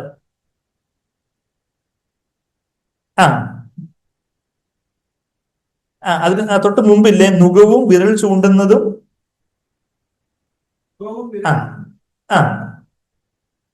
നുകവും വിരൽ ചൂണ്ടുന്നതും വഷളത്വം സംസാരിക്കുന്നതും നീ നിന്റെ നടുവിൽ നിന്ന് നീക്കിക്കളയുക. നുകം എന്ന് പറഞ്ഞാല് എടുക്കാൻ പറ്റാത്ത ഭാരമോ, നീ എല്ലാം ഇതങ്ങ് ചെയ്യണം, ഞാൻ അങ്ങ് പ്രസവിച്ചിരിക്കും, അങ്ങനല്ല. ഭാര്യ ഭർത്താക്കന്മാരാകുമ്പോൾ പരസ്പരം ഹെൽപ്പ് ചെയ്യുന്നു. അടുക്കളയുടെ കാര്യത്തിലാവട്ടെ, ജോലിയുടെ കാര്യത്തിലാവട്ടെ, പല കാര്യത്തിലൊക്കെ നമുക്ക് അങ്ങോട്ടും ഇങ്ങോട്ടും ഹെൽപ്പ് ചെയ്യാനൊക്കെ. ഒരു നുകം എടുത്ത് അങ്ങോട്ട് കൊടുക്കാതെ നുകവും വിരൽ ചൂണ്ടുന്ന, നീ അത് ചെയ്തില്ല, നീ ആ കറി കുളവാക്കിയത്, ഇതിനകത്ത് എന്താ കല്ല് വന്നേ, ഇതിനകത്ത് എന്താ മുടി വന്നേ, ഇതിനകത്ത് നീണ്ട മുടി വന്നതിന്റെ കാരണം ആരോ പറഞ്ഞതുപോലെ ചെറിയ മുടി വരാത്തതിന്റെ കാരണം എന്താ? ഭർത്താവായി നീ അടുക്കള കയറത്തോണ്ട ചെറിയ മുടി വരാത്തത്, നീണ്ട മുടി വന്നതിന്റെ കാരണം അതിന് മാത്രം കൊണ്ടുവിട്ടോണ്ടാന്ന് പറയും. അപ്പൊ ശരിയാണ്, എല്ലാവർക്കും ഒരുപോലെ കുക്കിംഗ് അറിയണം. പക്ഷെ ഞാൻ വെച്ചാൽ ആ സഹായിക്കുന്ന മനോഭാവം എല്ലാം അങ്ങ് ഒരു അടിമ മനോഭാവം മാതിരി, മറ്റേയാളെ കാണാതെ ഒരു മുഖവും വിരൽ ചൂണ്ടുന്നതും, വഷളത്വം സംസാരിക്കുന്നതും, ദേഷ്യത്തോടുള്ള സംസാരം, കൈപ്പോടുള്ള സംസാരം, പഴയ കാര്യങ്ങളൊക്കെ എടുത്തു പറഞ്ഞ്, നീ 10 വർഷം മുമ്പ് നിന്റെ അമ്മ എന്നോട് ഇങ്ങനെ പറഞ്ഞു, നിങ്ങളുടെ അപ്പൻ എന്നോട് ഇങ്ങനെ പറഞ്ഞു എന്നൊക്കെ പറഞ്ഞ് വഷളത്വം പറയുന്ന എന്താ, പഴയ കാര്യങ്ങളൊക്കെ എന്തൊക്കെയോ എടുത്ത് പറഞ്ഞോ, എന്തെങ്കിലുമൊക്കെ കുറ്റപ്പെടുത്തുന്ന ഒരു സമാധാനം കെടുത്തുന്ന തരത്തിലുള്ള ഒരു ടൈപ്പിന്റെ സംസാരങ്ങളും, കുറ്റപ്പെടുത്തലുകളും, ശാപവാദങ്ങളും, ചിലപ്പോൾ നമ്മൾ ചീത്ത വാക്കുകളൊന്നും പറയുന്നില്ല, ശുദ്ധം ദേഷ്യപ്പെട്ടും പരദൂഷണം പറയുന്നതും, അങ്ങനെയൊക്കെയുള്ള വഷളത്വം സംസാരിക്കുന്നതും നീ നിന്റെ നടുവിൽ നിന്ന് നീക്കിക്കളയുകയും പിന്നെ വിശപ്പുള്ളവനോട് നീ താല്പര്യം കാണിക്കുകയും കഷ്ടത്തിലിരിക്കുന്നവന് തൃപ്തി വരുത്തുകയും ചെയ്യുമെങ്കിൽ നിന്റെ പ്രകാശം മറ്റുള്ളവർക്ക് നമ്മുടെ ജീവിതത്തിൽ അനുഗ്രഹമാകുമ്പോഴാ നിന്റെ പ്രകാശം ഇരുളിൽ ഉദിക്കും, നിന്റെ അന്ധകാരം മധ്യാഹ്നം പോലെ ആ ഉച്ച സമയപ്പോഴത്തേക്കും എത്ര വെളിച്ചം വന്നു. രാവിലെയും പ്രഭാതത്തിലും വൈകുന്നേരം ആകുമ്പോഴത്തേക്കും അത്രയും വെളിച്ചം വരുന്നിട്ട് എന്താ പറയുന്നത്, നിന്റെ അന്ധകാരം മധ്യാഹ്നം പോലെ, ഉച്ച പോലെ will become like your Bloom will become like mid day. നമ്മളുടെ വീട്ടിലെ അന്ധകാരം എല്ലാം മധ്യാഹ്നം പോലെ അതുപോലെ പ്രകാശപൂരിതമാകാനാണ് നമ്മളെ കുറിച്ച് ആഗ്രഹിക്കുന്നത്. ആ ഒരു ഭാര്യാഭർത്തൃബന്ധത്തിലുള്ള ആ ഒരു കരുതലും സ്നേഹവും കീഴടങ്ങലും, ഭാര്യമാരോട് പറയുന്നത് ഭർത്താക്കന്മാർക്ക് തന്നെ എല്ലാത്തിനും കീഴടങ്ങിയിരിക്കാനാ പറയാം. എന്തെങ്കിലും അവര് ഒട്ടും യോജിക്കാൻ പറ്റാത്ത കാര്യങ്ങൾ എന്തെങ്കിലും പറയുവാണെങ്കിൽ നമുക്ക് കാര്യങ്ങൾ അവരോട് പറയുമോ, അല്ലെങ്കിൽ അവർക്ക് നേരെയുള്ള ഏതെങ്കിലും മൂത്ത സഹോദരനോട് പറഞ്ഞുകൊണ്ട് നമുക്ക് കാര്യങ്ങൾ സോർട്ട് ഔട്ട് ചെയ്യാൻ. പക്ഷെ ആ ഒരു കീഴടങ്ങുന്ന ഒരു മനോഭാവം ഭാര്യമാർക്ക് പലപ്പോഴും ഇന്നത്തെ ഭയങ്കര ലിബറേഷൻ തിയോളജി, ഭയങ്കര പോസ്റ്റ് മോഡേൺ വേൾഡിലൊക്കെ അങ്ങ് ഭാര്യമാര് ഞങ്ങളും അതാണ് ഇതാണെന്നൊക്കെ പറഞ്ഞ് അങ്ങ് ഫെമിനിസ്റ്റോ കാര്യങ്ങളൊക്കെ പറഞ്ഞ് അങ്ങ് ഭർത്താക്കന്മാരെ ഭരിക്കാനൊക്കെ ശ്രമിക്കുന്ന ഭാര്യമാരെയും കാര്യങ്ങളെയൊക്കെ പല കുടുംബത്തിനെയും ട്രാജഡി ആയിട്ടുള്ള കാര്യം നമുക്കറിയാം. ആരോ പറഞ്ഞതുപോലെ ആദാമിന്റെ സൈഡിൽ നിന്നാണ്, ഒരു വശത്തു നിന്നാണ് ദൈവം മാരിയിലൂരി അവയെ ഉണ്ടാക്കിയത്. തലയിൽ നിന്ന് ഊരി എടുത്ത അവളുടെ തലമേ കയറി നിരങ്ങിയേനെ, തലയിൽ നിന്ന് എടുത്ത് വരെ കാലിന്റെ കടിയിൽ അടിമയെ പോലെ കഴിയേണ്ട വന്നേനെ. പക്ഷെ ഇവ എന്താ, ഒരു കൂട്ടാളിയായിട്ടൊരു കമ്പാനിയനായിട്ട് സൈഡിൽ നിന്നാണ് ഒരു ഭാര്യയുണ്ട്. അതിൽ നിന്നൊരു ആത്മീയ പാഠം ആ ഒരു അതാണൊരു തുണയായിട്ട്, ഒരു കമ്പാനിയനായിട്ട്, ഒരു സുഹൃത്തായിട്ട്, നമ്മളുടെ ഏറ്റവും നല്ല സുഹൃത്ത്, ബെസ്റ്റ് ഫ്രണ്ട് ഓൺ എർത്ത്, ഏറ്റവും നല്ല സുഹൃത്ത് യേശു കർത്താവാണ്. എന്നാൽ യേശു കർത്താവ് കഴിഞ്ഞിട്ട് ഈ ഭൂമിയിലെ നിങ്ങളുടെ ഏറ്റവും നല്ല സുഹൃത്ത് ആരാണെന്ന് ചോദിച്ചാൽ, ഞാൻ എന്നോട് ചോദിച്ചു, എന്റെ കാര്യം ചോദിച്ചാൽ എന്താ, എന്റെ വൈഫ്, എന്റെ സ്ത്രീകളെയാണ് എന്റെ my best friend on earth. അതായിരിക്കണം ഒരു ഇത്. നമ്മൾ ഉത്തമഗീതത്തിൽ അത് കാണുന്നുണ്ട്. ഉത്തമഗീതം കൂടെ പോകുന്നില്ല, 1 മണിയായി. ഉത്തമഗീതം 5:16 പറയുന്നുണ്ട്, മൈ ഫ്രണ്ട് മൈ ബിലവഡ് എന്ന് പറയുന്നുണ്ട്. മണവാട്ടിനെ കുറിച്ച് എന്റെ സുഹൃത്ത്, സ്നേഹിതൻ എന്ന് പറയുന്നുണ്ട്. അത് ആ ഒരു സ്നേഹബന്ധം. ഇപ്പൊ നിങ്ങള് കല്യാണം കഴിഞ്ഞിട്ട് എത്ര വർഷങ്ങളായിക്കോട്ടെ, ആ ഒരു ഊഷ്മളമായ ഒരു കർത്താവിനോടുള്ള ഒരു സ്നേഹബന്ധത്തിന് കാര്യം നമ്മൾ ആദ്യത്തെ സെഷനിൽ പറഞ്ഞു. എന്താ, നമ്മൾ രണ്ടാമത്തെ സെഷൻ വചനത്തെ കുറിച്ച് കുറച്ച് കാര്യങ്ങളൊക്കെ പറഞ്ഞു, വചനത്തിലുള്ള ദാഹത്തെ കുറിച്ചൊക്കെ പറഞ്ഞു. ആ വചനത്തിലുള്ള ദാഹമൊക്കെ വന്ന് കർത്താവിന് കേന്ദ്രിതമാകുമ്പോൾ പരിശുദ്ധാത്മാവ് മാനവ ബന്ധത്തിലുള്ള ഒരു ഊഷ്മളത, ആ ഒരു വഷളത്തെ സംസാരിക്കുന്നത്, വിരലുകൊണ്ട് കുറ്റപ്പെടുത്തുന്നത്, അതൊക്കെ അങ്ങ് മാറ്റിക്കളഞ്ഞ്, ഇവൻ ചിലപ്പോൾ കുഞ്ഞുങ്ങളായിരിക്കും, കുഞ്ഞുങ്ങളെ നമ്മൾ കുറ്റപ്പെടുത്തുക, അത് തിരുത്തേണ്ട സമയത്ത് തർക്കത്തോട് തിരുത്തേണ്ട സമയത്ത് തിരുത്തണം, സ്നേഹിക്കേണ്ട സമയത്ത് ലാളിക്കേണ്ട സമയത്ത് ലാളിക്കണം. എന്നാ നമ്മളെ നീ അങ്ങനെ പഠിക്കുന്നില്ല, എപ്പോഴും കുറ്റപ്പെടുത്തുന്ന, അങ്ങനെ എപ്പോഴും ഒരു കുറ്റാരോപണത്തിന്റെ ഒരു ഇതാണെങ്കിലും എന്താ, കൊച്ചുങ്ങളെ ഡിസ്കറേജ് ആയിട്ടോ എങ്ങനെയെങ്കിലും നീ വിട്ടുപോയാൽ മതി എന്ന് എനിക്ക് തോന്നുന്നു. ശരിയാണ്, നമ്മളത് തിരുത്തേണ്ട സമയത്ത് തിരുത്തണം. ബാക്കിയുള്ള സമയത്ത് ഞാൻ കുഞ്ഞുങ്ങളെ വളർത്തുന്ന കാര്യത്തിൽ ഒരേ ഒരു കാര്യം എപ്പോഴും ഞാൻ മാതാപിതാക്കളോട് പറയാറുണ്ട്, തെറ്റ് ചെയ്യാത്ത എല്ലാ സമയത്തും അവരോട് ഒത്തിരി സ്നേഹവും വാത്സല്യമായിട്ട് അവരെ അങ്ങ് വാരി പുണരണം. അവർക്ക് എന്തും നമ്മളോട് പറയാൻ പറ്റുന്ന രീതിയിലുള്ളൊരു സ്വാതന്ത്ര്യവും അതുപോലുള്ളൊരു, അതാ യഥാർത്ഥത്തിലുള്ളൊരു നല്ല അപ്പൻ, നല്ല അമ്മ. എന്ത് കുഞ്ഞുങ്ങൾക്ക് വന്ന് പറയാൻ പറ്റുന്ന രീതിയിലുള്ള സ്വാതന്ത്ര്യമുള്ള ആ ഒരു അന്തരീക്ഷം കുടുംബത്തിൽ ഉണ്ടായിരിക്കണം. അവർക്ക് നമ്മൾ നല്ല മാതൃകയായിരിക്കണം. തെറ്റ് ചെയ്യുന്ന സമയത്തൊക്കെ ഒത്തിരി സ്നേഹവും വാത്സല്യം. തെറ്റ് ചെയ്യുന്ന സമയത്ത് തിരുത്തണം. പലയിടങ്ങളിലും കുടുംബ പേരൻസ് രണ്ട് എക്സ്ട്രീമില്ല. ഒന്നുകിൽ ചിലരാണെങ്കിൽ അങ്ങ് തെറ്റും ചെയ്താലും അങ്ങനെ ആളിച്ചപ്പോൾ മോനെ പോലെ തേരി എന്നൊക്കെ പറഞ്ഞ് അവരുടെ വാശിക്കൊക്കെ വളം വെച്ച് കൊടുത്ത് പിള്ളേരെ അങ്ങ് വഷളന്മാരാക്കി തീർക്കും. എന്നാൽ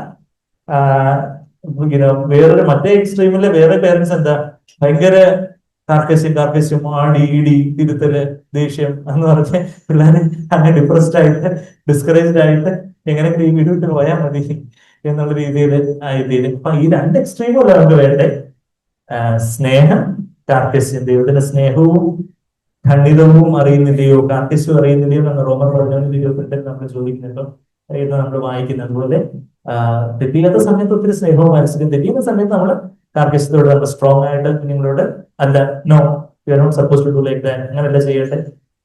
അതുപോലെ നമ്മൾ സ്ട്രിക്റ്റ് ആയിട്ട് അവരോട് പറയണം. അടിക്കാൻ പറ്റുന്ന അവരുടെ ഒരു പ്രീ പ്യൂബർട്ടൽ ഇയേഴ്സ്, അവരുടെ ഒരു പ്രായം എത്തുന്ന പ്രായത്തിന് മുമ്പുള്ള സമയമൊക്കെ ആണെങ്കിൽ അവരെ അടിക്കേണ്ടുന്ന പ്രായമാണെങ്കിൽ ബാക്കി തിരുത്തിയിട്ട് അവരെ അടങ്ങുന്നില്ലെന്നുണ്ടെങ്കിൽ വടിയെടുത്ത് മുട്ടിട്ടായിട്ട് നല്ല അടിയൊക്കെ കൊടുത്ത് അവർക്ക് അനുസരിപ്പിക്കണം. അപ്പൊ ബാല നടക്കേണ്ടുന്ന വഴിയാണ് നടത്തിയാൽ മുതിർന്നാലും വിട്ടുപോവുകയില്ലെന്ന സദൃശമാക്കി 22:6 നമ്മൾ വായിക്കുന്നത്. അപ്പം ഈ ഒരു കാര്യമാണ് ഫാമിലിയെ കുറിച്ച്, ഫാമിലിയെ കുറിച്ച് ഞാൻ പ്രധാനമായിട്ട് പറഞ്ഞത് എന്താ, ക്ഷമിക്കുക, ക്ഷമയോടിക്കുക, ആ കാര്യത്തിൽ വേഗതയുള്ളവരാണ്. കുഞ്ഞുങ്ങളുടെ ഉള്ള ബന്ധത്തിന് എന്താണ് നമ്മള് തെറ്റിയാത്ത സമയത്ത് ഒത്തിരി സ്നേഹവും മത്സരം ചെയ്യുമ്പോൾ അവരോട് നമ്മൾ കർക്കശമായിട്ട് പറയേണ്ടത് പറയണം. പിന്നെ മുതിർന്ന കുഞ്ഞുങ്ങളെ വഴിതെറ്റി പോയവരുകളാണെങ്കിൽ നമ്മൾ അവരോടുള്ള ആ ഒരു സ്നേഹത്തിൽ അവരോട് ഇടപെടുകയും അവരുടെ ഹൃദയം കവരാനായിട്ട് അവർക്ക് വേണ്ടി പ്രാർത്ഥിക്കുകയും അവർക്ക് എന്തെങ്കിലുമൊക്കെ അവരിൽ നല്ല വശങ്ങളുണ്ടെങ്കിൽ അവരെ ആ കാര്യങ്ങളിൽ ഉത്സാഹിപ്പിക്കുകയും അവരോടുള്ള ഇപ്പൊ മുതിർന്ന ടീനേജ് പ്രായമൊക്കെ ആയി അവർ പറഞ്ഞാൽ കേൾക്കുന്നില്ല അങ്ങനെയൊക്കെ ആണെങ്കിൽ നമുക്ക് അവരുടെ ഒരു നല്ല, അവരെ ഇപ്പോഴും കുറ്റം പറഞ്ഞുകൊണ്ടിരുന്ന കാര്യമില്ല, അവരോടൊരു നല്ലൊരു ഫ്രണ്ട്ഷിപ്പിലേക്ക് നമ്മൾ വരണം. അവരുടെ ഒരു നല്ല സുഹൃത്താവാൻ നമ്മൾ ശ്രമിക്കണം. അവരുടെ ലെവലിലേക്ക് ഇറങ്ങിച്ചെന്ന് അവരുടെ ചില നല്ല വശങ്ങളൊക്കെ കണ്ട് അവരെ പ്രോത്സാഹിപ്പിക്കാൻ, അവരുടെ നല്ല ബന്ധം സ്ഥാപിക്കാൻ ശ്രമിക്കുകയും പിന്നെ സീക്രട്ടായിട്ട് ഭാര്യയും ഭർത്താവും ഒരുമിച്ച് കരകോർത്ത് തെറ്റിപ്പോകുന്ന മക്കൾക്കായിട്ട് പ്രാർത്ഥിച്ച, എല്ലാ മക്കൾക്കായിട്ട് തെറ്റിപ്പോകാത്ത മക്കൾക്കായിട്ട് തീർച്ചയായിട്ടും എല്ലാ മാതാപിതാക്കളും പ്രാർത്ഥിക്കുന്നേക്കാം.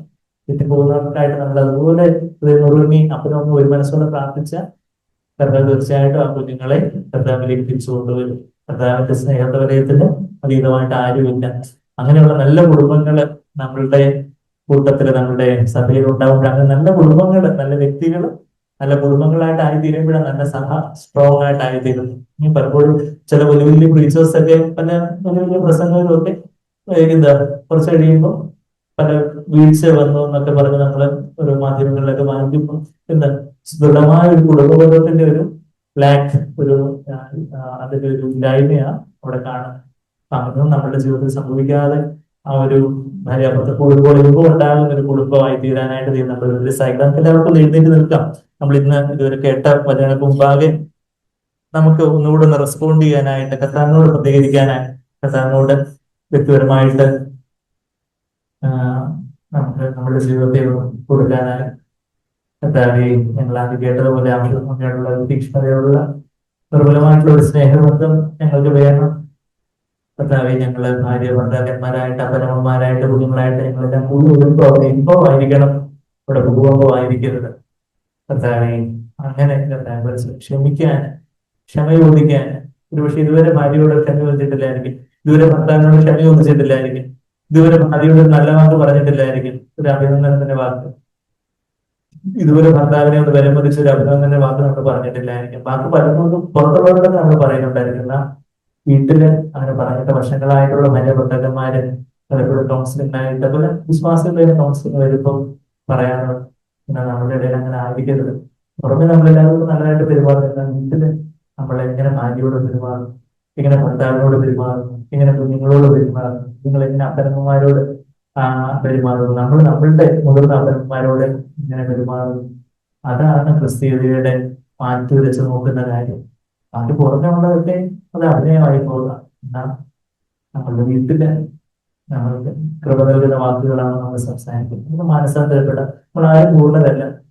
എന്നാൽ നമുക്ക് നമ്മുടെ കുറവുകളെ കഥാപാരം അംഗീകരിക്കുകയാണെങ്കിൽ അത് നമ്മളെ സൗഖ്യമാകും. നമ്മളുടെ മ്ലാനത, വിഷാദം ഇത് മധ്യാഹ്നം പോലെ ആകും.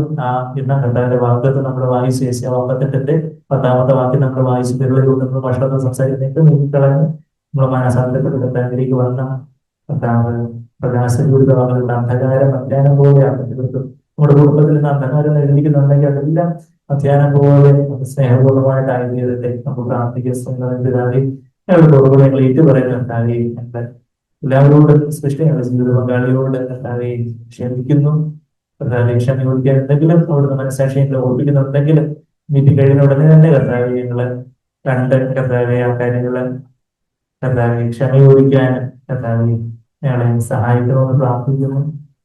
കർത്താവെ നല്ലൊരു മനസ്സാക്ഷിയുള്ളവരായിട്ട് കുടുംബ ജീവിതം ഇതിന്റെ മൂല്യം മനസ്സിലാക്കാൻ കുടുംബമുള്ള ഒരു കുടുംബമായിട്ട് ഞങ്ങളുടെ കുടുംബങ്ങളെ ഓരോന്നിനെയും മാറ്റി തീർക്കണം ഞങ്ങൾ പ്രാർത്ഥിക്കുന്നുണ്ടായി. അവിടുന്ന് ഒപ്പിച്ചേർക്കായിട്ട് ഞങ്ങളുടെ മധ്യത്തില് അവിടുത്തെ സ്നേഹത്താൽ ഞങ്ങൾ നിറച്ചായിട്ട് കർത്താവെ ഞങ്ങളെ പരസ്പരം ബഹുമാനിക്കുന്നവരായിട്ട്, പരസ്പരം കരുതുന്നവരായിട്ട്, പരസ്പരം കീഴടങ്ങുന്നവരായിട്ട് നല്ല മാതൃകയുള്ള ക്രിസ്തു സഭ എങ്ങനെയാണോ അതുപോലെ ഈ ഭാര്യ ഭർത്താവിനെ കണ്ടുപഠിക്കുമെന്ന് മറ്റുള്ളവർക്ക് പറയാൻ സാധിക്കത്തക്ക അതുപോലുള്ള ഒരു മാതൃകയാകുവാൻ എല്ലാം കുറവുള്ളവരാണെങ്കിലും കർത്താവെ അപൂർവത്തിലേക്ക് ആയുവാൻ ഓരോരുത്തരെയും സഹായിക്കണം. കർത്താവെ ക്രിസ്തു സ്നേഹിച്ചതുപോലെ സ്നേഹിപ്പാൻ, കർത്താവെ സഭ ക്രിസ്തുവിന് കീഴടങ്ങിയതുപോലെ കീഴടങ്ങിയിരിപ്പാൻ കർത്താവെ അല്ലെ നമ്മുടെ ഓരോരുത്തർക്കും നരമൊക്കെ പ്രാർത്ഥിക്കുന്നു. അവിടുത്തെ പരികാരികളെ ചെയ്യണം. ഞങ്ങളുടെ കുഞ്ഞുങ്ങളെല്ലാം അവിടുത്തെ പത്രോപദേശത്തില് അവിടുത്തെ ഭയഭക്തിക സ്നേഹത്തിൽ വളർന്നവരാക്കണമെന്ന് പ്രാർത്ഥിക്കുന്നു. വഴുതി ലോകത്തിനായിട്ട് പോകുന്നവരായി പോകരുതേ കർത്താവെ അവിടുത്തോടുള്ള സ്നേഹത്തിലെ ഞങ്ങൾ ഒരുപാട് ഇടയാക്കണം, അനുഗ്രഹിക്കണം. നന്ദി കർത്താവെ പ്രാർത്ഥനയുടെ സ്തുതിക്കുന്നു. എല്ലാ യേശുവിന്റെ മാത്രമുള്ള ആമേൻ.